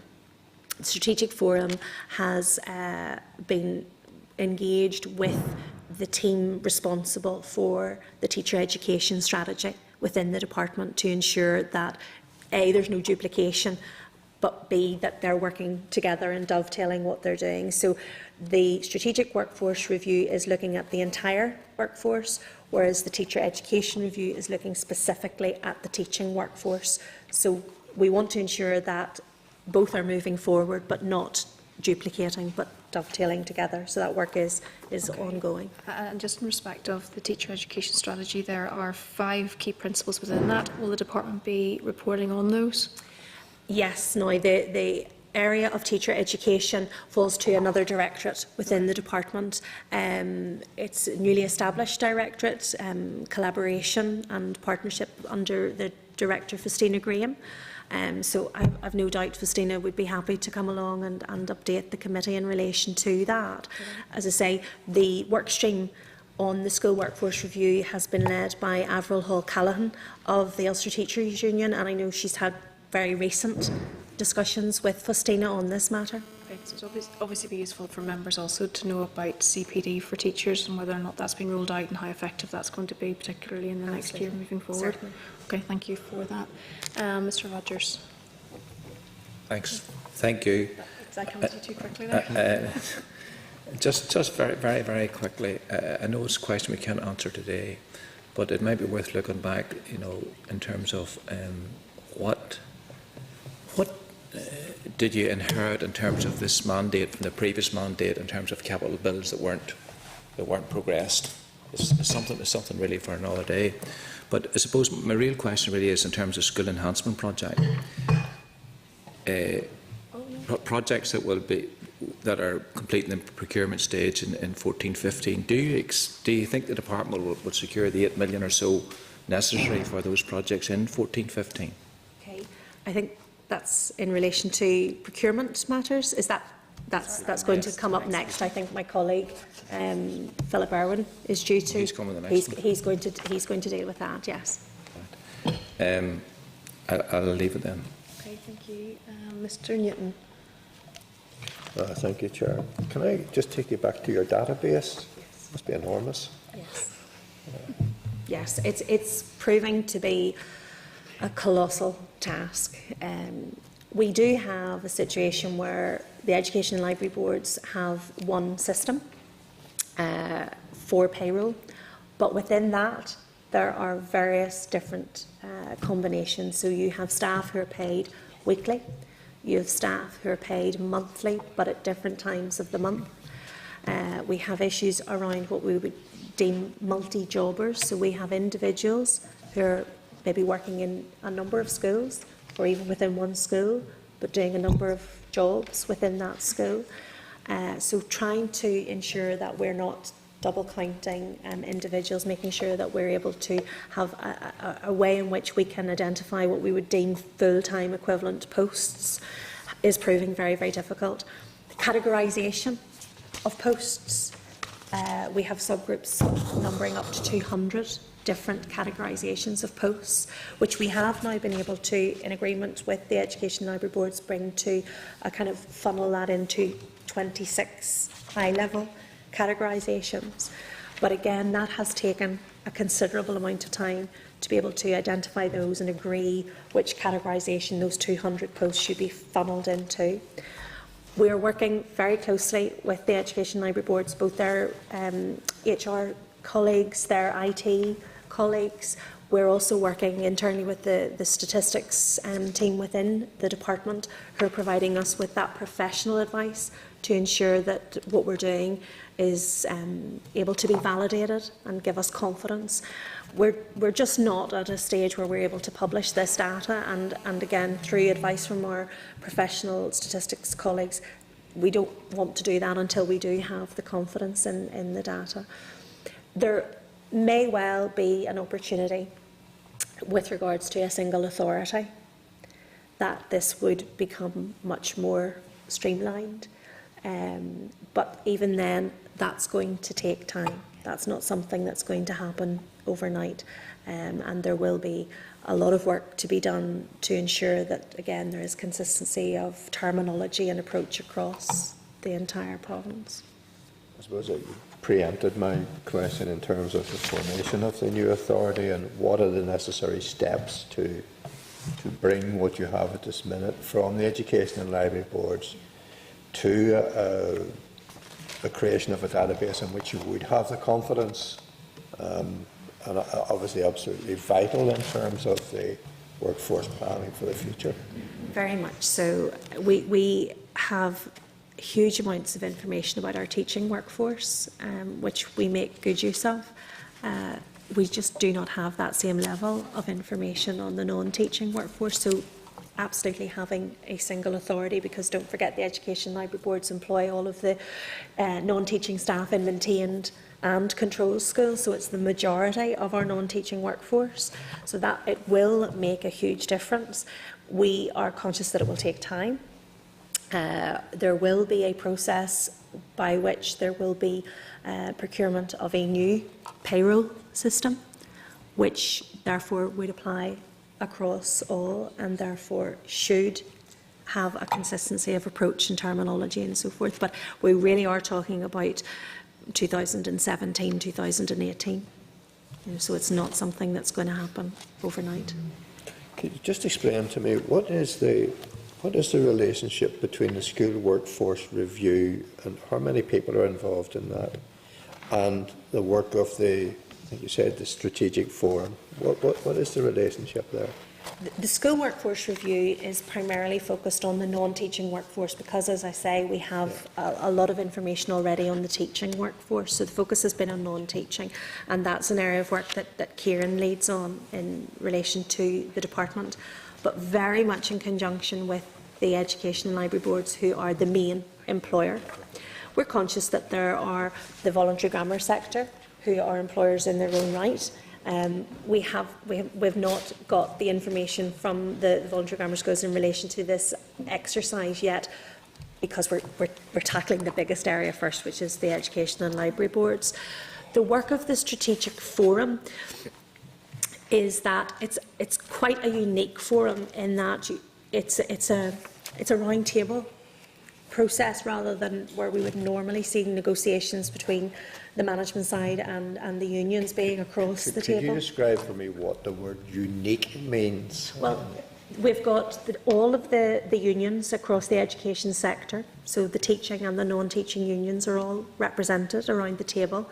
We've got the department, we've got all of the employers, the employing authorities, the CCMS, the Education Library Boards, we've got NICE and CNG also there. So it's a unique forum in the sense that it's a round table discussion where we are working together on areas that are priorities for the Minister, and that we're reaching consensus in relation to how we address those issues. So the work that the Strategic Forum is looking at is specifically in relation to the professional development of the school-based workforce. So it's very much part of what the wider school workforce review that Kieran's leading on within the department, and means that the work that they prioritise in their 17 actions means that we've already got a huge level of consensus around the table from those main stakeholders. And the work of the school workforce review informs that? They work together. The main work that Kieran's worked on, and Kieran can give you more insight into that, is the data collection exercise. That's taking up, most of the focus within his team at the moment, whereas the school workforce review is looking at professional development aspects. So one will feed into the other once we're able to establish the baseline information, and then there's a strategy for the professional development of the entire workforce. We can see where we can prioritise in relation to the reviews that we carry out. So, for example, at this stage, our thinking is that we would prioritise potentially based on the numbers of staff. So we know, for example, that our classroom assistant cohort would form the biggest cohort of staff under the non-teaching banner. So we're thinking that that area, that grouping of staff would be our first priority, that we would look at issues around recruitment and retention, professional development for classroom assistants once we've got that baseline information established. I think so. I think so. I think I might need to come back to it, Chair. It's been a long few days. Mr. Kinahan. Thank you. A very short one. All this data you're putting together, will we then have a dynamic system which then takes the data on as everything changes on and goes into the future? So it's not a one-off. It'll be a system that is there forever. Yes, that is the intention. It will inform our workforce planning for the future. And it's just the schools that you're responsible for, isn't it? None of the other sectors. It's schools. In the first instance, the education workforce would include staff in the arm's length bodies, and would also include the youth and early years. But we're, as I say, there's an incremental approach, and we're focusing in the first instance on school-based non-teaching, and indeed in the first instance on those employed by the education and library boards. But the plan is that it would roll out to all of the education sector staff. Thank you. And Mr. Newton? Just a very short one, Chair. You focus strongly on the CDP aspect. Is the data that you're collecting indicating or forecasting to you further redundancies in the teaching area or non-teaching area? And if that is the case, why is the huge emphasis on CDP rather than in this area? The difficulty that we have in relation to being able to project with any confidence... I'm a CDP supporter, by the way. I would strongly support CDP. We have great difficulty in relation to projecting into the future in relation to non-teaching redundancies, and therefore the process that we are involved in to manage that is very different from the teaching process. We're not on the same academic year necessarily process where teachers are employed from September to September every year. Non-teaching colleagues would have potentially different contracts. We also have issues where, for example, a classroom assistant is employed to work with an individual child, and as that child progresses through their education career, their needs may change as they progress, and therefore the need for that individual may change. So it's not as easy to predict in that sense. The focus on CPD versus the workforce planning around posts is very much a balance, because we recognise that there is and has been a very robust CPD process for the teaching workforce, but less so for non-teaching. We find that where schools are very effective, they work as an entire workforce. There's no differential made between the teaching workforce and the non-teaching workforce, that professional development occurs on a whole school basis. And it's that principle that we're using as a basis for the work that we're doing on the workforce review. Thank you, Chair. Thank you very much. Laverne, can I thank you for your time this morning? And Kieran, can I thank you also? And by the sounds of things, I think we'll be in regular contact. So we'll see you again within a matter of weeks, I assume. Certainly. Thank you very much. Thank you.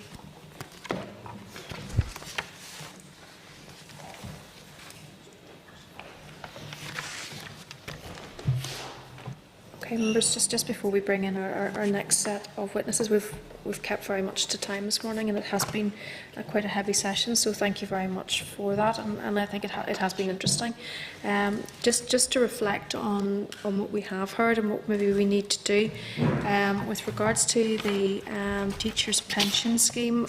Obviously, they will be coming back to us with legislation and regulations and so on. We have agreed that we're going to make approaches to those who are stakeholders in this process, so that will be a piece of work which we need to then factor in, firstly with correspondence, and then we'll need to decide whether or not we wish to have witnesses or hold sort of a small informal stakeholder event, a roundtable discussion, just to get our own heads around the issues, because it is a very complex piece of work. We may need to do that even with the departmental officials as well, if we could set aside some time to do that. The next was in relation to the redundancies, and obviously that was a complete and utter mess, and it seems a bit odd that the department are asking the employing authorities to do a due diligence review when essentially the blame stays with them. But we do need to get some more information, the information which is going to be communicated with the employing authorities and with the schools. I think it would be useful for us to have that. If there is any confusion, at least we'll have sight of that, and no doubt you will be communicated by schools within your constituency as the process moves forward. Following the discussion around the school workforce review, we are planning to have teacher education strategy update, aren't we, in January? Yes, Chair, that is the plan. I think I may need to chat with the department to make sure that we're on the same page and they understand what the committee's after. So that was something, teacher education strategy. The committee was briefed about it, actually by Laverne, about more than 2 years ago. And this has been something that's been going on for, I think, at least 10 years. And I was just surprised to learn in the business plan that it seemed to have come to a head, to an end. So it's, I'll touch base with the department chair and just make sure they understand that's what the committee expects to see. And if that is not where they are, well, then I'll feed back to the committee chair. And earlier in the meeting, obviously, we reflected on the October monitoring round and this £29 million, which no longer seems to be in the system, according to Gavin. Perhaps clarity is required around that, which we've already agreed. But yeah, I think more information is needed around that one. Okay, if we move then to our final briefing. I'm sorry, Sean's not in the room, but it's about this: when is a redundancy not a redundancy? I can't remember the nature of his question, but it prompted in my mind. And certainly when we ask the question about, the 14, there are obviously, whatever the figure is, 10 of those people are still in post and being carried by. So when you submit someone against the criteria for redundancy and they carry on, there's something not quite right there, Chair. But Sean was asking a question, and I made the notice: when is redundancy not a redundancy? Yeah, just on the back of that, because I can speak from first-hand experience of what Sean and my colleagues talking about here, Robin. I know the school I'm chair board of governors is in that situation. It was declared last year, it was rejected. We've had to carry that cost on. The budget for the school is heading towards a negative outcome in a year's time. We've submitted further redundancies which have inevitably increased in number, because if you're trying to balance the budget, your balance just goes askew. So you end up having to actually make more people redundant to actually balance the figures.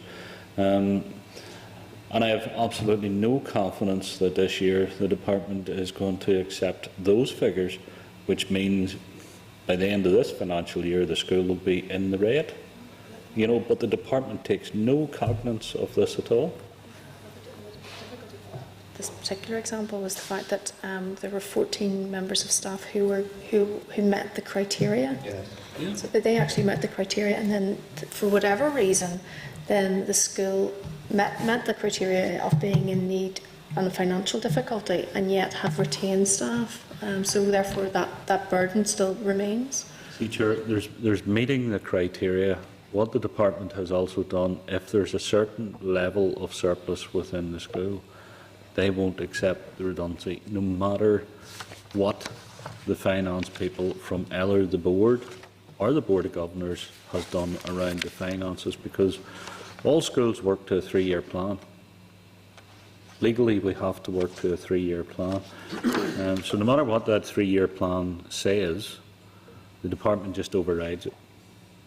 They know better than the Board of Governors, they know better than the boards, and they're going to leave a very, very serious financial situation in schools in a very short period of time because of their policies. Well, if you're content, then we'll write then, obviously requesting the information and also highlighting concerns in relation to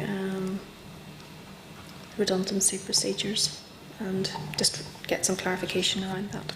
Okay, thank you. We move then on to Capital Programme Revised Protocol and the departmental briefing, and the notes commence at page 325. And we'll welcome Philip Irwin and his team. Philip, you're very welcome. If you'd like to introduce your colleagues and make an opening statement, and members will follow up with some questions. Okay, thank you. Stephen Cray and Anne Connolly with me this morning. Thank you, Chair. My colleagues and I welcome this opportunity to brief you on the Department's capital programmes. I don't propose to go through the paper that has been forwarded in great detail, but I will update you on the key programmes and the other issues that you raised in your request for briefing before handing back for questions. Firstly, the major capital programme. There have been 3 announcements of major new build projects over the past few years. In 2012, 18 projects were announced by the Minister with an estimated total value of £133 million. Of these, 1 project is complete, 7 projects are currently on site, and a further 6 will move on site before the end of the financial year. A further 22 projects were announced to advance in planning in 2013 with an estimated value of £220 million. Progress on these schemes has proven more difficult for reasons which I will explain later. However, EAs have now been approved for 5 of the projects, and it is anticipated that a further 14 will have their EAs approved before the end of the financial year. In June of this year, the Minister then announced a further 16 new build projects to be advanced in planning with an estimated total value of £170 million. The site search process for these schemes is almost complete, and professional teams to undertake technical feasibility work are currently being procured. So the EAs for these will be prepared by the Department with a target completion date of the end of June 2015. Now, there have been delays, particularly with the 2013 programme. The primary cause of this has been delays in finalisation of the scope of the projects, particularly in relation to school amalgamation and school sizes. The protocol used to prioritise the projects for the 2013 list gave much greater weight to projects where amalgamations or area planning changes were involved. And this was done with a view to using the capital programme to assist with the proposed rationalisation of the estate. Unfortunately, the time taken to resolve the outstanding area planning issues and complete the statutory development proposal processes was longer than anticipated, and this has impacted on the speed of delivery of the projects. However, the majority of the development proposals required are now published or will be published in the near future, and as I highlighted previously, significant progress has been made over the last 6 months on preparing and finalising the EAs for the 2013 list. Given the issues with the projects announced in 2013, the protocol that we used for the 2014 announcement was revised further, and a copy of that protocol was attached at Annex D of the paper that was forwarded to you. The major change was the introduction of a gateway check for all proposed projects. This gateway effectively set aside projects where ongoing area planning uncertainties existed to ensure that only projects that were ready to proceed were considered. Projects involving amalgamations continued to attract higher scores, but only where the amalgamation process had already been agreed. Another change in the 2014 protocol was the introduction of scoring criteria related to social issues. Additional marks were allocated to schools based on percentages of pupils entitled to free school meals and the percentage of SEN registered pupils. These improvements to the protocol will hopefully reduce delivery timescales while ensuring that projects remain prioritised on the basis of need. Moving then to the School Enhancement Programme, 51 SEP projects were announced in February of this year.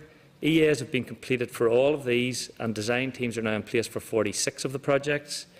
The SEP programme has and will continue to move quickly, with design work projected to be complete on 24 schemes by the end of the year and for a further 16 by the end of the financial year.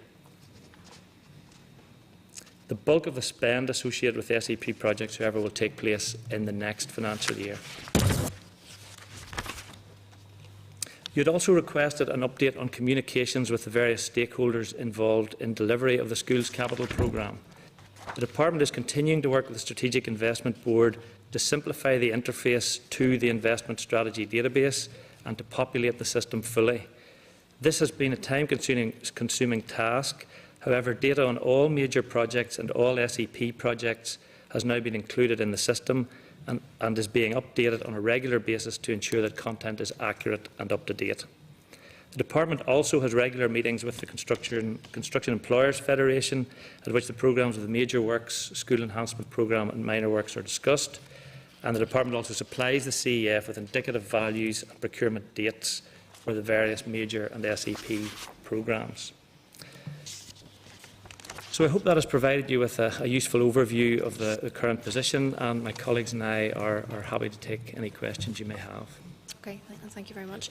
Obviously, the timescale on a lot of this is quite laborious, and you can be optimistic at times as to when you will deliver. Is there any thought about making changes to the process in order to make it easier?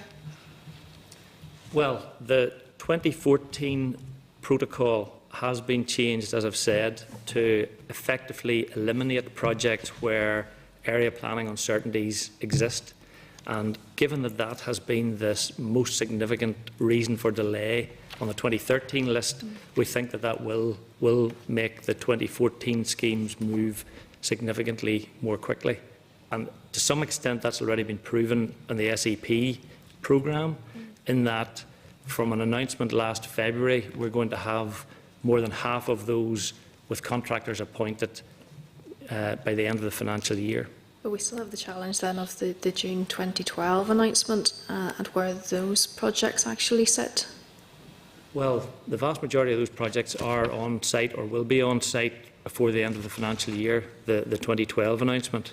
I think there are 3 or 4 where, again, there are outstanding or have been area planning issues where development proposal had to be brought forward, and the timescale for that was, as I say, significantly longer than maybe we had anticipated. But of those projects, all but 3 or 4 of them will be on site before the end of this financial year. Okay, but is there likely to be a capital overhang then into the next mandate on announcements which have been made? Well, the projections into future years, obviously at this point in time we don't have a budget. We don't know what our budget is from April onwards. But on the basis that we have that capital remains reasonably flat, which is the indicative position that we're being told to factor in, if we look at the spend that's likely to take place on SEP projects, the spend that's likely to take place on the major capital projects, and those will take priority of whatever budget we have, that would be in the order of £100 to £120 million. Our budget this year is £180 million, so there's still in the order of 50–60 million pounds that the other programmes would then have access to. And effectively what we will do will be to flex the minor works budget as the means of balancing whatever is left. Now that may well mean quite a significant reduction in spend on minor works in 15–16 and probably beyond. But I suppose that's effectively where we are. It'll be a prioritisation issue then of whatever budget we have against those different programmes. Okay, so there isn't a guarantee then that all the announcements which have been made will be delivered on? I think the fact they've been announced, they'll be delivered. I think what we can't guarantee, given that we don't know our budget, is the timescale against which they will be delivered. But the Minister has made it clear that the major work should take priority. The school enhancement programme kind of gets second bite, and that the minor works budget is the one that we will flex to deal with any uncertainties that there are around the budget, probably within limits. I mean, the minor works spend has increased significantly. Certainly, the feedback I'm getting from schools across the different sectors is that that process by which we have moved to for delivery of that is working really well now, and there's a lot of positivity around the minor works programme that maybe wasn't there in the past, and it would to some extent be a shame if, due to budget constraints, that disappeared. But as I say, given the indicative numbers that we have for the next financial year, I wouldn't be overly concerned that it should be manageable within the indications that we're getting, that the budget will remain flat. Okay, are you in a position to tell us what inherited capital project monies that this mandate had to take on from the last mandate? You wouldn't be in that position? I don't have those numbers in front of me now. You mean what overhang there was prior to the previous mandate? I certainly don't have those figures in front of me, and we could probably find out. I'm not even sure. I'm trying to think how easy it would be to work that out. There were previous announcements, obviously, in 2000, 2003, 2006. Any of those schemes that were on site would have been contractually committed. And obviously, because they are substantial in size, there's many of them will straddle across 2, sometimes 3 years, depending on the size and nature and complexity of the actual scheme. We wouldn't have the detail here of any that would have been before this current CSR period of this mandate. Okay, no, it would just be interesting to see what was carried over into this mandate. And obviously there have been quite a number of announcements during this mandate, and it's going to be difficult to establish whether or not there's a pattern, but just to have that information might be just interesting to see. Yeah, what I can say is that spend in the current year for major projects prior to the 2012 announcement is very small. It's in the order of £1 million, £1.5 million as far as I'm aware. I don't have the figures in front of me, but certainly that is those previous announcements, all of that work is tailing off significantly now. How big it was at the beginning of the mandate, I wouldn't have those figures to hand. Okay, thank you very much. Mr. Craig. Thank you, Chair. Well, I listened with interest to what you were saying about the new criteria that was brought in, especially that which is really saying that the project should be basically on the shelf or ready to roll, I think is the way the Minister would describe it. Is that the key priority, or are other priorities overriding that? No, effectively it's a two-stage process, and it's not the first stage is effectively taking out projects where there are uncertainties, but for the projects where there are no uncertainties around size or amalgamations, the scoring then takes place. So the prioritisation then is based on those criteria that are in the protocol. So it's not a case of, unlike actually with the 2012 announcement, where in the scoring criteria, readiness to go on site was actually given a part of the scoring. In fact, 50% of the score came down to how quickly you could get the project on site. that's not the case. If this is effectively a gateway, if a project gets through to scoring, the prioritisation doesn't take into account at that stage how quickly you can get it on site. It's scored on need and prioritised on need. Right. So basically, Philip, because I don't want to get this wrong, so what you're really saying is, unless the project is ready to roll, it won't be on the list at all.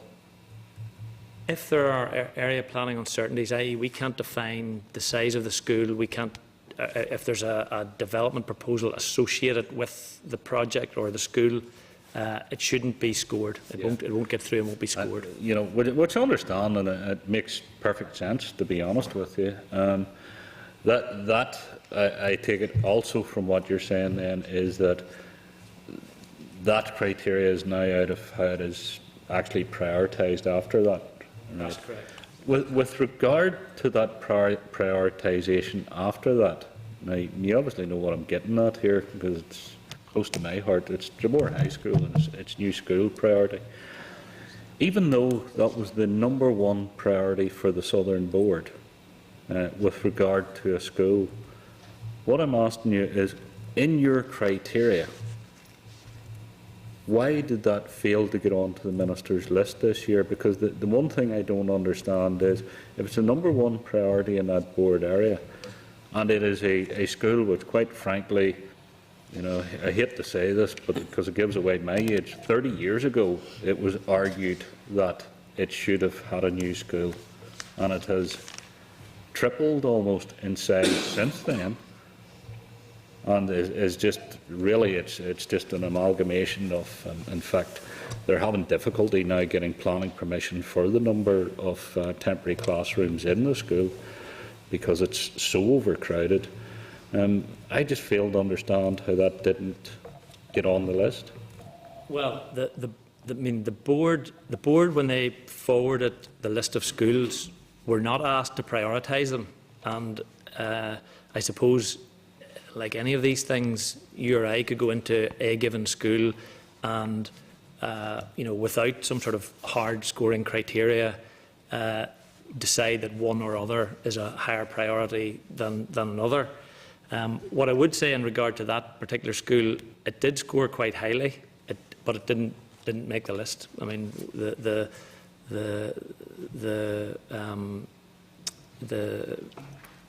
number of schools announced, I think, was 14, of which approximately half were post-primary. And again, one of the scoring criteria that probably it would not have benefited from that others did was that it was, if a project did involve an amalgamation. So where an amalgamation was complete, agreed, the development proposal signed off and so on, particularly if schools were operating on split sites, there were additional marks for that, which brought a lot of schools onto the list. And again, the reason for that is driven by the fact that we wanted to use the capital build programme to assist with the rationalisation of the estate. So a school, I suppose, would be slightly disadvantaged if it hasn't recently gone through an amalgamation or area planning change to an extent. But what I would say is, what I'm really asking, Philip, is what are the major criteria for your list? Because, you know, I hate to say this, I just fail to understand where you are going with this list, because if you're sitting looking at a successful school who literally, physically can no longer take the number of pupils that are actually applying to go to that school, I would have thought that would have been a major priority. But you understand what you're saying about amalgamations, etc. But a lot of these amalgamations, even when they do take place, if you look at the new school on either site, actually, you know, even combined may not have the capacity of the maximum capacity of what that site could actually take. So I'm just interested, what is the key priorities that put you up the list? well, I mean, the scoring criteria are set out there. We effectively turn the handle in terms of the scoring. The biggest single issue, I suppose, is the state of the current buildings and the ability of those buildings to meet the entitlement of the school. There's additional score for the number of temporary buildings that are on the site. As I said, those other two criteria, one, has it been subject to recent amalgamation or area planning changes, and two, additional score again if it's operating on a split site. And then smaller scores for some of the social issues that I mentioned, such as the number of SEN registered pupils and the number of percentage of pupils with free school meals. Is there any criteria in there for the fact that a site can no longer take the actual numbers that are there?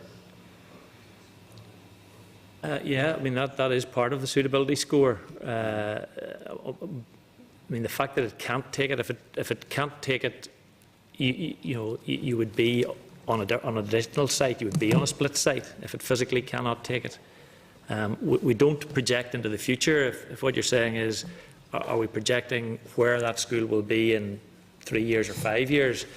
The score is based on the information we have in the database when we run the scoring. Thanks, Chair. Thank you. Thanks very much. When I'm touching on what Jonathan said, we're talking about things being held up because of the development plans or amalgamations and others. Is there anyone in the department, either encouraged by you or within your own grouping, pushing to get them into the same sort of focus so that everything is ticked and everything's in the right way before we get there? Or are you, at the moment, just at the beck and call of finding that out at the last minute? No, absolutely. We have been working with the various planning authorities who are responsible for the development processes, bringing development proposals forward. But as I've said, it has unfortunately just taken an awful lot longer than maybe we anticipated. But we have certainly been pushing and highlighting where the development proposal process is on the critical path for delivery of the project. That it's important that those get done and prioritised. Thank you. Okay, thank you. Mr McCausland. Thank you. Stephen Cray mentioned there that there was a series of announcements in 2003 and then another in 2006. Was there any series of announcements between 2006 and 12?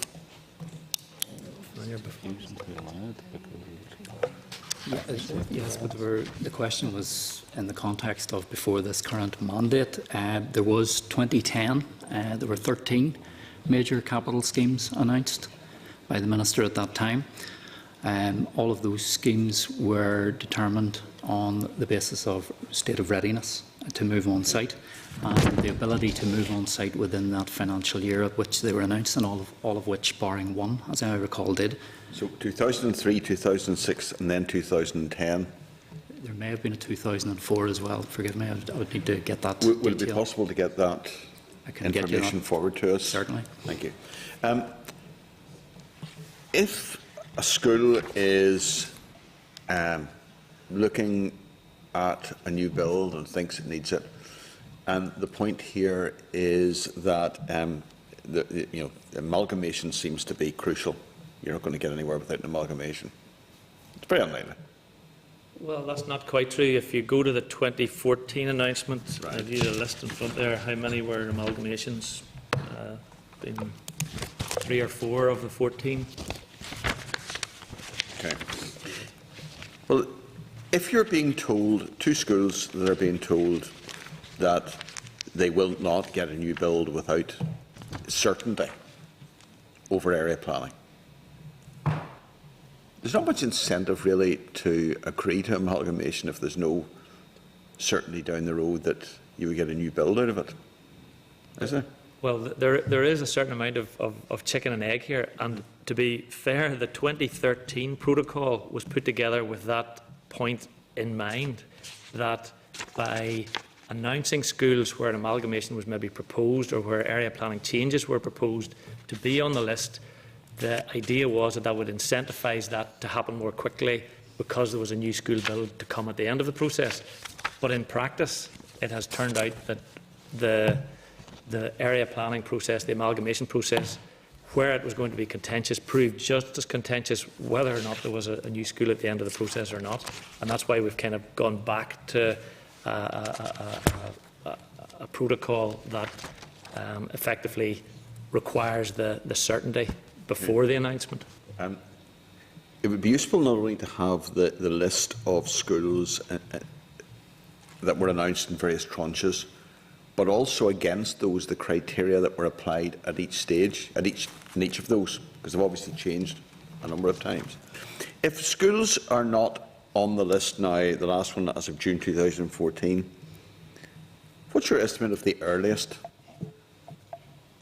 that a school might be? If it's not on this, what's its chance of getting a list? How soon would it be there?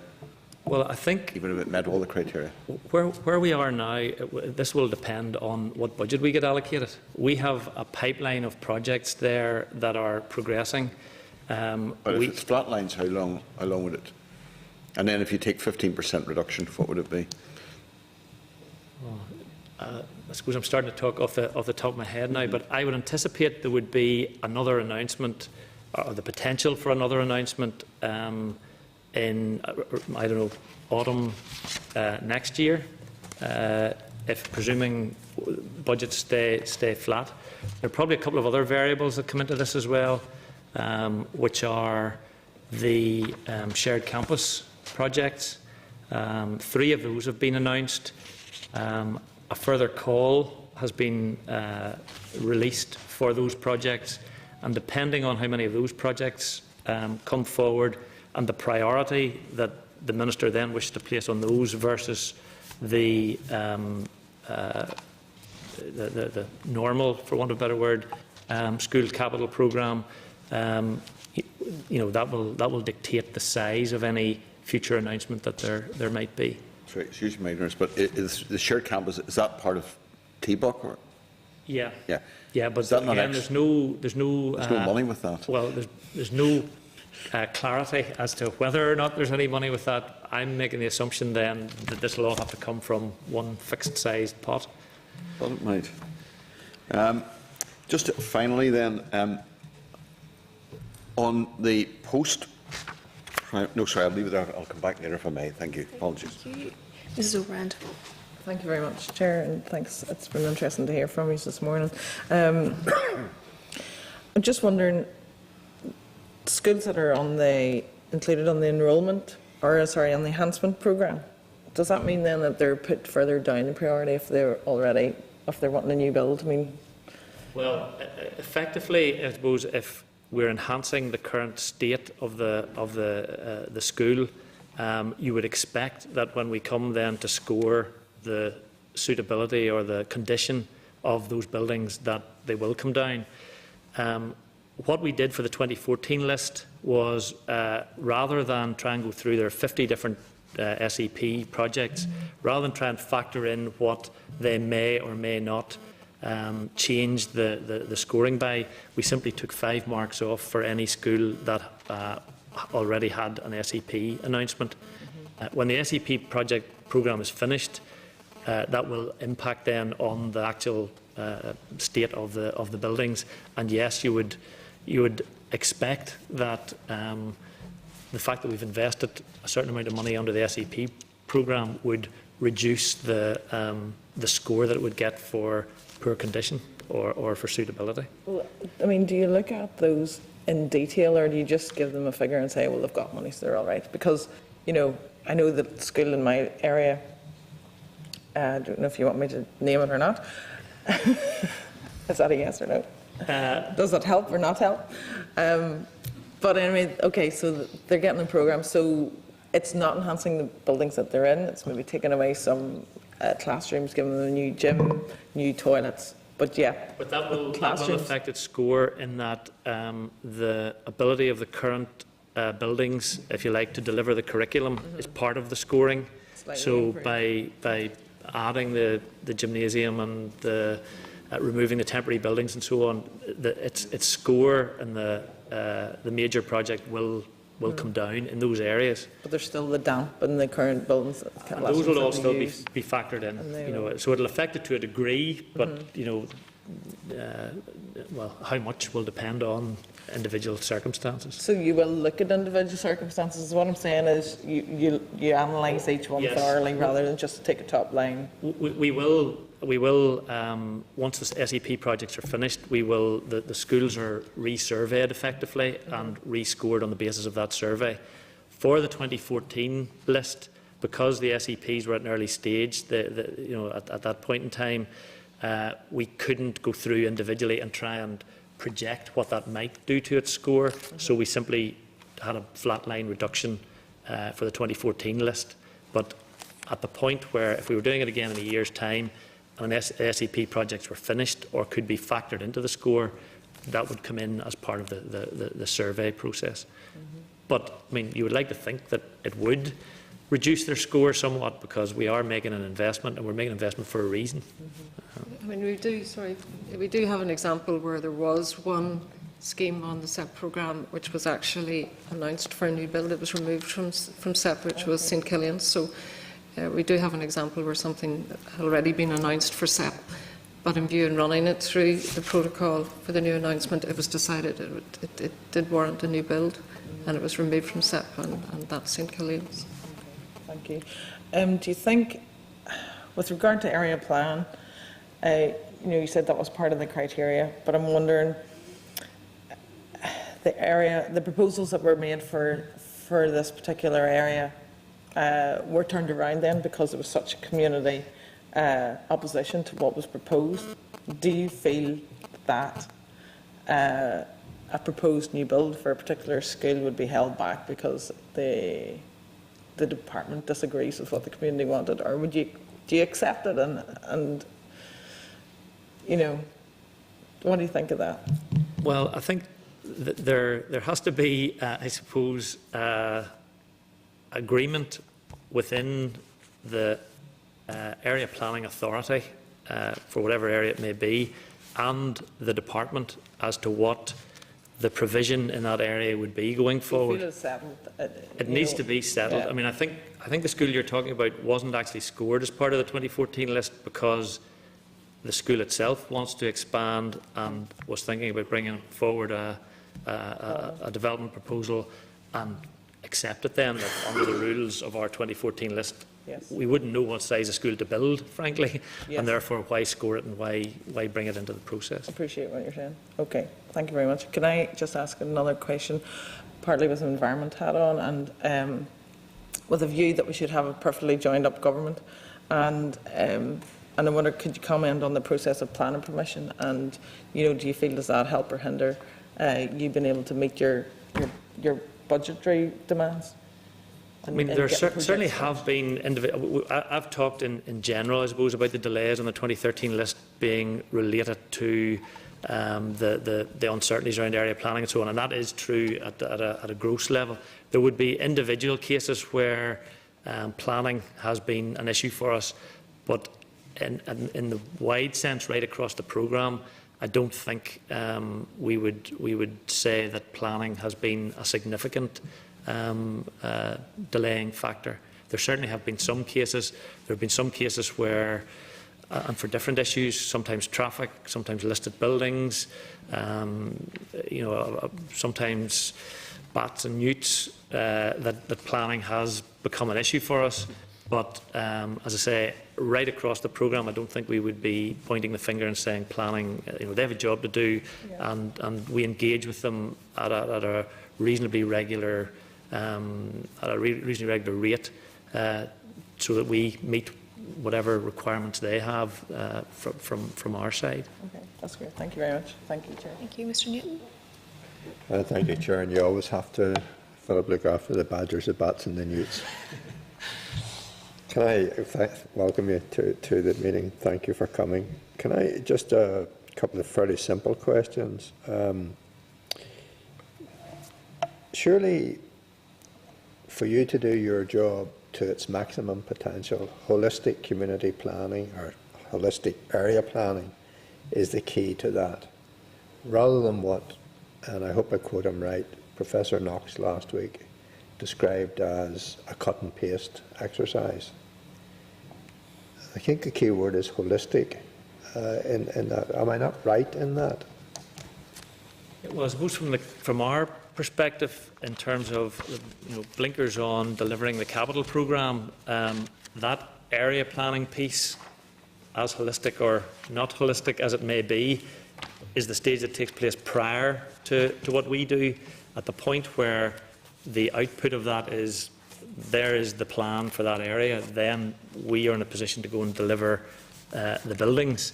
So, I would see us as pretty much a second stage in the process, rather than being integral to the area planning part of the process. If the area plan is not holistic, then surely the capital spend can't be to its maximum potential.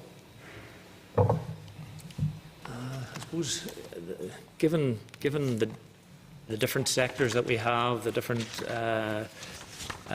layers within any given area, it's difficult for anything to be absolutely perfect. I suppose from the pure capital perspective, I would say that we will get the best out of the investment that we're making when there is as much certainty as possible from the area planning side. I think, if I'm picking you up correctly, you're saying, well, if the area planning piece is wrong or not perfect, then potentially we're building the wrong things, and I suppose there's always an element of that. But I think, again, the protocol that we're using for the 2014 list and hopefully going forward will minimise the potential for that, for what you're suggesting to take place. Okay, to pick up on a point that the Chair made about the long timeline of announcements, and indeed in the case of, not with this Minister but the previous Minister, when Strandtown was identified as a new build primary school and then was just removed from the project, certainly as far as I was concerned, with no real validation of why it was removed, and the frustration that causes right across the whole of the community is, and again that ties back into the effective area planning aspect. But can I just ask you, in terms of that, to look at the situation in the Avonale Elm Grove merger, or whichever way you want to look at it, and that has now already started to raise problems in the area. When would we expect that, given a fair wind, to be on site? It's one of the 2013 ones where the development proposal process is still underway, as I understand it. Do you have the updates, Yes, Stephen? I do indeed. The Elm Grove Avonale scheme, there are actually 5 parts to the development proposal process, which include the closure of Avonale, Elm Grove, to increase temporarily, etc., so that just to allow the overall project to be delivered. The Belfast Board is in the process of that, so until they would get through that process, it would be difficult to say a definitive timescale as to when it would be on site. There is also discussions ongoing in terms of the site, which site it would be in. With any new proposed schemes, one of the first questions is a site search. Is it, what's the best site moving forward? Is it feasible, technically feasible? And then you build in the economic appraisal around that. So even though all the concerns have been raised for the 2 schools at this moment in time, nobody can indicate to the parents, the teachers, the wider community when you expect that to start, because or more there importantly, finish. all those variables up front, and particularly if there are land transactions involved, and as I understand it, certainly some of the options there would involve purchase of adjacent sites to existing sites and so on. The timescale for those can be difficult to quantify. I think that particular one, given the ongoing uncertainties around the area planning and the site, it's very difficult to commit or give a firm commitment to a date. Okay, thank you. Can I just ask you, in terms of then the enhancement is budget of 500k up to 4 million. Do we have a list, Chair, of the enhancement schemes currently? Yes, they were in the paper that went to you there, yeah. All right, okay, thank you for that. Thank you, Chair. Thank you. Mr. Rogers? Thanks, and apologies for missing the earlier part of your presentation. I know I asked a question earlier on, it was actually relevant for this section, but however, the question, and maybe it's been answered since, was, and you might be able to answer today, the backlog that you took into this mandate from the previous mandate, was there a significant backlog in terms of capital bills? I think we answered the question unsuccessfully. We didn't have an actual number of how much was carried into the mandate, but what we were able to say was that the spend on projects announced prior to 2012 in the current year is now down to between 1 and 2 million, I believe. I don't have the exact figure here, but it's minimal in the overall terms of a £187 million budget. The pipeline that we're dealing with now going forward is the pipeline that has built up since 2012, and with the school enhancement programme and so on, that that we have to manage in the world of unknown budgets going forward. And in terms of those school enhancement ones that have sort of been earmarked for 14-15, is sufficient funding there to realise those? Yeah, well, I suppose we've been given an indication that our budget will stay reasonably flat going forward. If that is the case, and again looking at things kind of top down from a gross level, yes, we believe we can let all of the school enhancement projects go on site, and the spending next year for the school enhancement programme projects and the major projects would still leave sufficient headroom to do probably a reduced minor works programme, but there would at least be a critical mass of budget remaining for minor works projects as well. And finally, again, apologies, I've been asked before, but in terms of who determines the size of a new school, like for example, we have a school in Lambeg there, a new school that has 350 pupils as an enrolment figure in 7 years, which is really 50 pupils per year, which is 2 classes. So you'd expect 14 classrooms, but there's 12. The area planning process is, as we've discussed again, the process that takes place prior to any decision that a new build would take place, and it's that area planning process that defines the size of the school we should be building. Thank you. Thanks, Chair. Thank you. Mr. McCausland. Thank you. Criteria that you apply, and we'll get those against the different announcement tranches of announcements. A minor adjustment in criteria can often have a major impact in the outcome. So, for example, there, not that any significance particularly to it, but it says there at one point, condition and suitability was 70%, 30% split, and then it's now weighted evenly. So, was there an equality impact assessment carried out at each of those stages when the criteria were changed? Because it's not a pilot. I know you don't need necessarily always to do a full EQIA. If it's a pilot, that's part of the thing to see what will happen. But was an equality impact assessment carried out on any of those occasions when the criteria were changed? No formal EQIA was carried out. There would have been a review of, if you like, the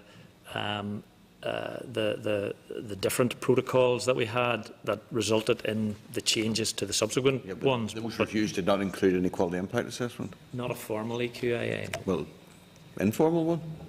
Well, an informal review which may have covered... Yeah, but that's not the same thing, is it really? It's not a formal equality impact assessment. Why was there no equality impact assessment carried out?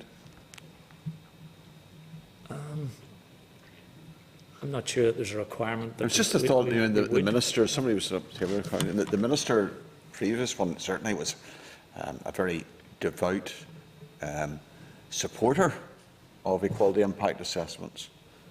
But there were none carried out. Still is. The current minister, and the current minister, I'm sure as well, it's party policy. But it seems to be a case of do as I say, not do as I do. Well, the review that did take place resulted in, for example, the addition of points for social issues such as the number of SEN registered pupils, the number of pupils with free school meals. But there's evidence that there's a lower uptake of free school meals in the controlled sector. There should, therefore, of necessity, have been an equality impact assessment carried out. I would have thought. But it's not really a question for yourselves. This one we'll put we'll ask again. Thanks. Yeah, just interested. If I may just introduce. Obviously, what we're trying to do here was migrate away from the state of readiness approach, which was the historical approach to delivery of the capital programme, towards the Minister's stated policy position on area-based planning, which would have been equality-proofed. This was essentially the Department's mechanism to try and establish a programme. We have circa 1,200 schools across the estate. We have a maintenance backlog of 280-something million, 283, I think is the current figure. Million in the maintenance backlog. The estate itself is worth circa 3 billion. We had to actually apply a criteria to say which schemes could be moved forward. In terms of the equality or the equal treatment, the protocol was set, and then in subsequent years was to take account of that migration, as I referred to in the 2010. That was total state of readiness. Now we're moving towards a true gateway of viable, sustainable schools, no area planning issues. But on each occasion, the protocol was applied equally and consistently to all the projects that were recommended at that time. It's not the application of the protocol, it's the creation of the protocol is the issue. On paragraph 210 says a further two criteria mentioned there, educational need and free school meals. What weight, are those just criteria that, well, it couldn't be criteria because it's a percentage. What weighting is given to those? Or is it that you have to reach a certain level to be in or out? No, there were 15 points available for each of those. A third of the points for third of the points. Or maybe this is out of 100. No, it's not out of 100. Yeah, right. I think there are 130 marks or points available. Right. And -5 is also available, whatever way you want to factor that in, if you had a school enhancement programme project. So in percentage terms, 25%. the two together, less than 25%. Just under that. Aye. Can't do the arithmetic there quickly. So it's actually, those are very significant. That's a significant percentage if it's almost a quarter, and would have a major impact if you take a school in an area. I'm just thinking, I mentioned up Dromore there, where there might not be the same levels of social deprivation, free school meals, and I don't know about the question of educational need. Well, as I said earlier on, the things that are more likely to impact on Dromore are the rationalisation, and the reason for that is, for rationalisation was concerned, you either scored 10 or you scored 0. Where it's free school meals or it's SEN registered pupils, there will be a band within which the score takes place. So every school scores something, if you like. You could be at the point where in a particular more affluent area, less disadvantaged, you might be getting out of the 30. And we don't actually know from this how the 15 points for free school meals are allocated even. Yes, all the schools that were put forward were scored. So if we take percentage of free school meals so some school might get figure, 5 points, some might get 10, some might get 15. That's what I'm saying. On those ones, you will be somewhere on the spectrum, whereas on the amalgamation and the split site, you're 10 or 0. Okay. Yeah. Is the number of points directly proportional to the number of percentage of free school meals? So if you've got 50% in free school meals, do you get 50% of your 15 points? No, it was scaled to make the discriminator. So we took the top. Effectively, the top school got 15 and the bottom school got 0, and the rest were scaled in between. I think it would be important for us to get a breakdown of that, just to see how that's applied, because, as I said earlier, minor adjustments in criteria can have major impacts, and there wasn't an EQIA. Secondly, then there was an issue there of sorry, just find it for a moment. the department's commitment around integrated and Irish medium schools, does that figure into it in any way? It was factored into the gateway process, not into the scoring, but into the gateway process, where the department's responsibility to facilitate and encourage Irish medium and integrated education was factored into the gateway, where if schools were right on the borderline, or in fact slightly below the sustainable schools threshold, but had a clear progression where they were going to exceed the sustainable schools threshold in future years, they were effectively put through the gateway rather than taken out at the gateway stage. You could say, therefore, that they were able to jump the queue? Yep.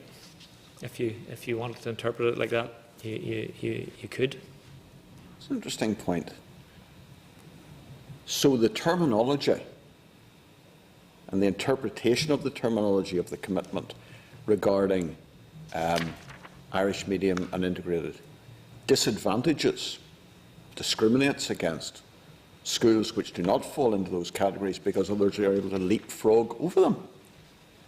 That's an issue I think will cause a lot of alarm to people in the controlled sector, who were probably, like as I was, even though I was on the Board of Governors, unaware of that. And I think that a lot of schools will want to take that issue up, because that's why, I mean, there should have been then an EQIA carried out, insofar as, for example, if you're an Irish medium school, the vast majority of the children there will come from a community rather than another community. So the equality impact assessment was a must, but the Minister didn't carry it out. Could just ask also then, now that we know that they did leapfrog, how many schools in Northern Ireland were built with PFI or PPP? Again, I couldn't answer off the top of my head. And the very final question. I noticed in the papers we were given there was also mention, I know it's not, you're here about schools, but about youth provision, the youth programme. In the year 13-14 financial year, 5.5 invested in youth schemes. The majority of this were taken for by the ELBs in the controlled youth sector, and then it mentions them there. For the 52 voluntary schemes, 12 million was announced then. What do you see as, what's the level? 8 million was allocated across the youth sector in the financial year 14-15. So here we're in this 8 million. And now it's been reduced to 6.5 million. Sorry, 6.5 million. Yeah, that's driven more by deliverability again. The processes that need to be applied prior to formal allocation of funding to youth schemes. There's a lot more checking, charges taken against buildings and so on. So that has been driven more by that upfront process again, rather than any other reason. Are those generally replacing old buildings or providing new buildings where previously there was no youth provision?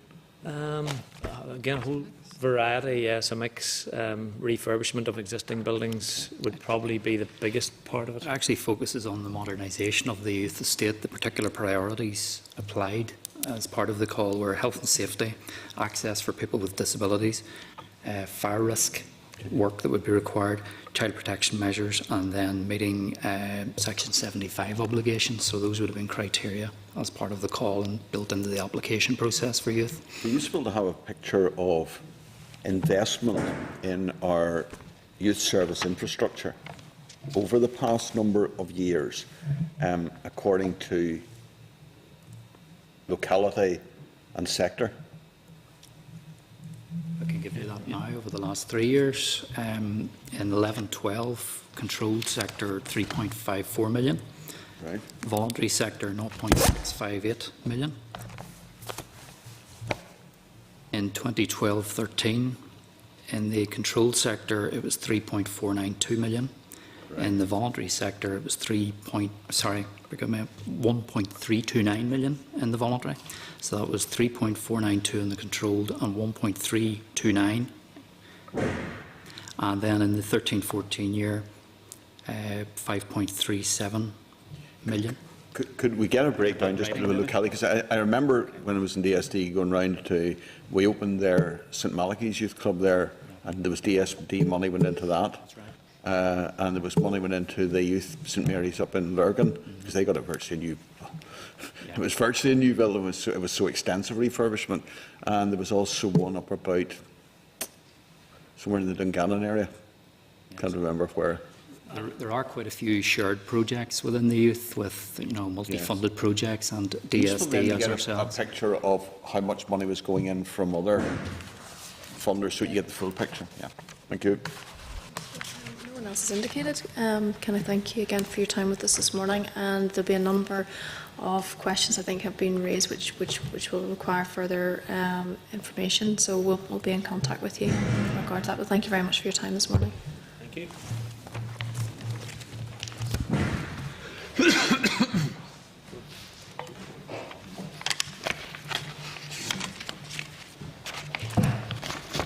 Can I just ask Peter maybe just to recap on some of the issues which were raised, which we require further information on, and if members feel that there's anything further that we can relate that to the department? So, Chair, the committee will write to the department seeking the size of the capital carryover from the last mandate, and perhaps also asking them to project the carryover into the next mandate. We're looking for the capital announcements since 2003 and the criteria that were applied. We're asking why there wasn't an EQIA, also asking for details of how the free school meals and perhaps the SEN criteria were actually applied. Some information was given, but it might be useful to see that in writing, Chair. And also how the IME and integrated education strategy, the department's obligations were applied in respect of the capital projects that, as indicated by officials there. Also looking for the number of PFI PPP projects. I believe there were some in the Belfast board, but we can get the full breakdown.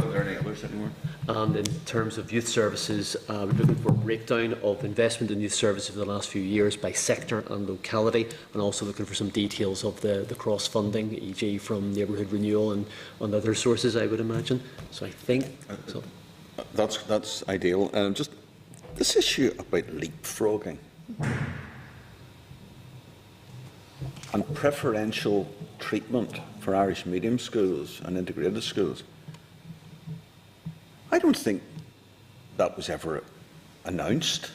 I wasn't aware of it. Maybe folk here have been on the committee for the last number of years, may be aware of this, but it may be to do with the obligation to encourage and facilitate. Indeed. Well, now we know exactly what that means in practical terms. But, so how far below the threshold can you be and still get in? They didn't set out very clearly, well, we didn't really ask. It would be useful to ask how that was actually applied. Can you be 10% below and still get up, or whatever? Yeah. I think, Chair, for members' information, that was one of the things we were going to write about, but also the Minister wrote to the Permanent Secretary, it might have been December, committee saw a copy of this, asking the department to review its policies in respect of Irish medium education and integrated education to ensure compliance with Article 64 and Article 98. So, if you will recall, in the area plans, there was, as the Chair said in the plenary the other day, a little less than clarity around what that meant for those two sectors around area planning. Members have just teased out something further in respect of the capital programme, but I can provide, the member because they weren't on the committee at the time, information that we received previously about this review that they were doing. Sure. The review's not completed, is it? I do not believe so. So there was a letter from it was following the Drumrad, around the time of the Drumrad judgment. I'll call round and explain all to you. Thank you. Thanks. Okay, members content we do that? Anything additional? Okay, thank you. We'll move then through correspondence, and we've kept reasonably well to time, so Emma, thank you very much for that. Correspondence from page 396 to 521, 29 items.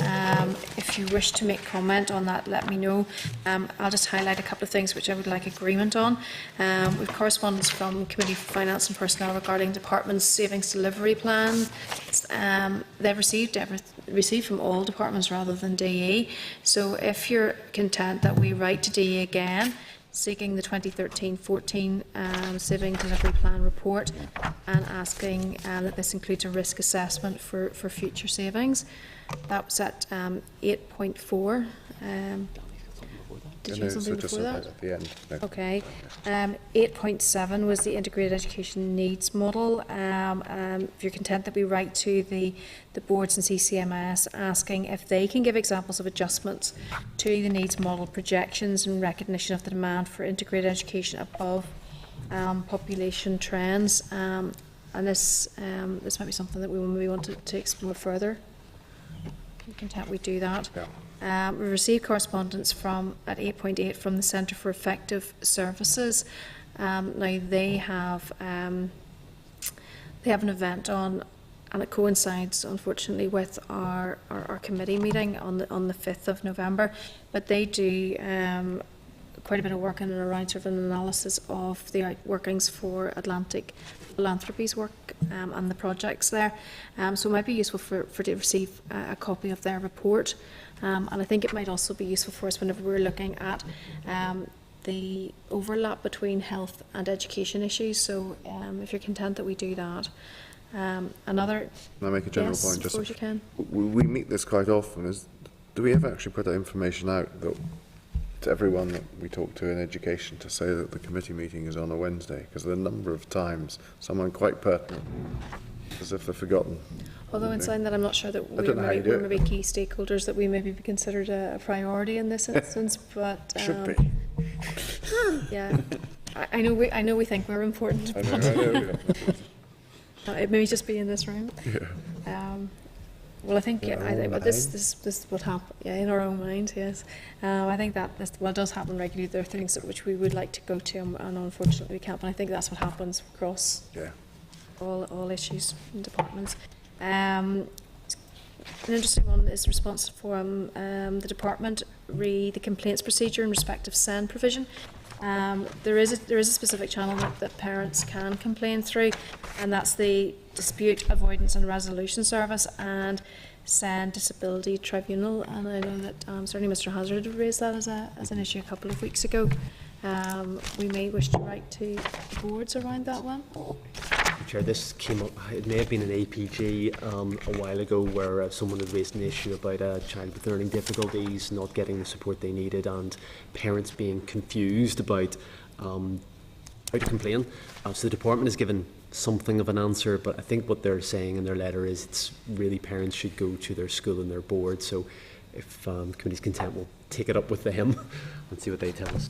Okay, and I've been asked to just make the opening remarks for the knowledge exchange seminar, and that's on the 5th of November. So if members are content that I do that on behalf of the committee. Any other issues? Right, go ahead. Mine's okay. It's just the report of examination results which I'd raised, which was the second item. We're asking for a single page just to make sure that it is, would they liaise with them to make sure it's intelligible? Because I think it was a single page last time, but... I think, Chair, to explain, so this issue came about on exam day in schools. Pupils would often do exams with different boards. All these results come into the school, and what the committee had hoped was that rather than there being quite a lot of work into the wee hours to produce a single page which would have your child's results on it, there would be a clever system. This A2C would do all of that. And what SEA is telling us is no, that it won't, but what will be required is further management information support for schools' computer systems. So it's not quite... Yes. Okay. Is that okay? Thank you. It would actually be good to see. Two things. No, sorry. Sorry, Chair. It would actually be good to, I haven't had any relatives going through the exams, maybe you have seen, but it'd be good to see what it actually looks like and what they're aiming to improve. Just for members' info, for A-level, there's actually this little website that you go on to at 7:30 on exams morning, and it's quite good, but it only does, so far, it only gives you the SIA exam results. So they've done an A-level in English board, it doesn't give that info. So this was hoped to sort out, but it's not quite there yet. So do you want to see the sort of things that I can ask? I'll show you what I was given. Skills and I'll do it that way. Mr. McCausland? Yeah, sure. I noticed there was a correspondence in from Community Relations in Schools, based up in Duncrown Gardens. Like to explore the potential. There was a letter that from them. Was that direct? We just copied into one that went to Rathgale House. Yes. 19. Or. That's correct, Chair. It's at page 460, item 19. Yes. This is Buddy Up. So it's a programme which CRIS operates. There's going to be a T-Book Buddy Up scheme. And I think there's an exchange between that organisation and the department about... yes. The ownership of methodology or whatever. Community Relations in School, is that funded by the department? Or do we know anything about it? They've actually provided quite a lot of information. I've read this and I can't remember. I just cannot remember. I'm wondering whether they're funded through neighbourhood renewal. I'm just guessing now, but I will have to, sorry members, off the top of my, I can't remember, even though I did read this, I assure you, but I will find out and let members know. And do we maybe want to contact the department with regards to what their plans are for that? Yep. I think we have done that actually, Chair, but I can seek a further update. Okay. I see also a letter there, whatever it is, the one 8.815, it is on mine, but the one from letter, we were copied into the letter from Ballysillan Primary School to Nigel Dodds. It was sent to the department and to the committee and myself. Interesting there that they've seen such a 15 net increase there of 10.6%, and they anticipate then 15.7%, quite substantial over 2 years. And that's not at the expense of other schools in that area, because their numbers are rising as well. I don't think they're actually asking us to do anything, they're just sending it for noting. But it does raise those questions around the future area planning. You can look at what's there now, but for some unknown reason, there's been a substantial rise in the school population, very substantial, in a very short period of time. I spoke to the other large primary school in the area, and I think they had an extra 20-odd children this year as well. So it seems to be just in that area there's a growth, which is encouraging for the schools. There is anything you need to do in relation to that? It's just really just for noting? Just for noting, I suppose. Okay. Sorry, Mr. Newton? Yeah, Chair, if you take two together, page 460, the Speedwell Trust. Not a group I'm familiar with, Chair, but it does seem, on the basis of what the content of the letter is, and it might be something of interest to us in the shared education inquiry. The Speedwell Trust have written to us. We've just received their response, and they say cover quite a lot of the same ground. Yeah, I thought the same as the member. It did seem very. So they'll be wanting to give evidence to us, or indeed, I'm sure they will want to. It'll be for the committee to decide who they hear from orally, but we certainly have a written submission from them. You can see it on the Sky Drive link. And then 489. 489. Obviously, delivering social change, the improving literacy and numeracy programme, which certainly very much welcome. Nearly £1 million going into that. I suppose that my only query is there some way, Chair, that we could be updated on the outcomes of the investment and what impact it's having on How they monitor that? how we monitor it? Yeah, I think that's Chair, as you'll know, the other signature project, the nurture units, there is a monitoring programme which you've heard about. We can write to the department and seek details on the monitoring there and all of that. Members agreed with that? Any other issues coming from correspondence? You're happy that we deal with the remainder as has been indicated? Yeah. Okay, great, thank you very much. Moving then to our draft work programme. We plan to, subject to agreement, visit Methody on Wednesday the 10th of December for hold our meeting there. And we'll have a briefing session from the school on its sharing ethos, which I think is quite useful, given that it is used as an example about sharing, which has come around organically, as the term we use at the moment. We also just need to seek your agreement that we had agreed that Christ the Redeemer Primary School would come to visit Parliament Buildings, and that's going to take place on the 19th of November. And so there'll be an opportunity then for members to, are we going to maybe suspend for 10 or 15 minutes just for us to go out and to speak to the children from that school who've shown an interest in the work of the committee. So if members are content, unless there's anything additional to that, that we just agree the forward work programme. Thank you. Any other business? Silence. Excellent. Thank you very much. The next meeting is on Wednesday, the 5th of November at 10 a.m. in the Senate chamber, and I'm happy to say that committee's now adjourned. Thank you. Members, well done, Chair.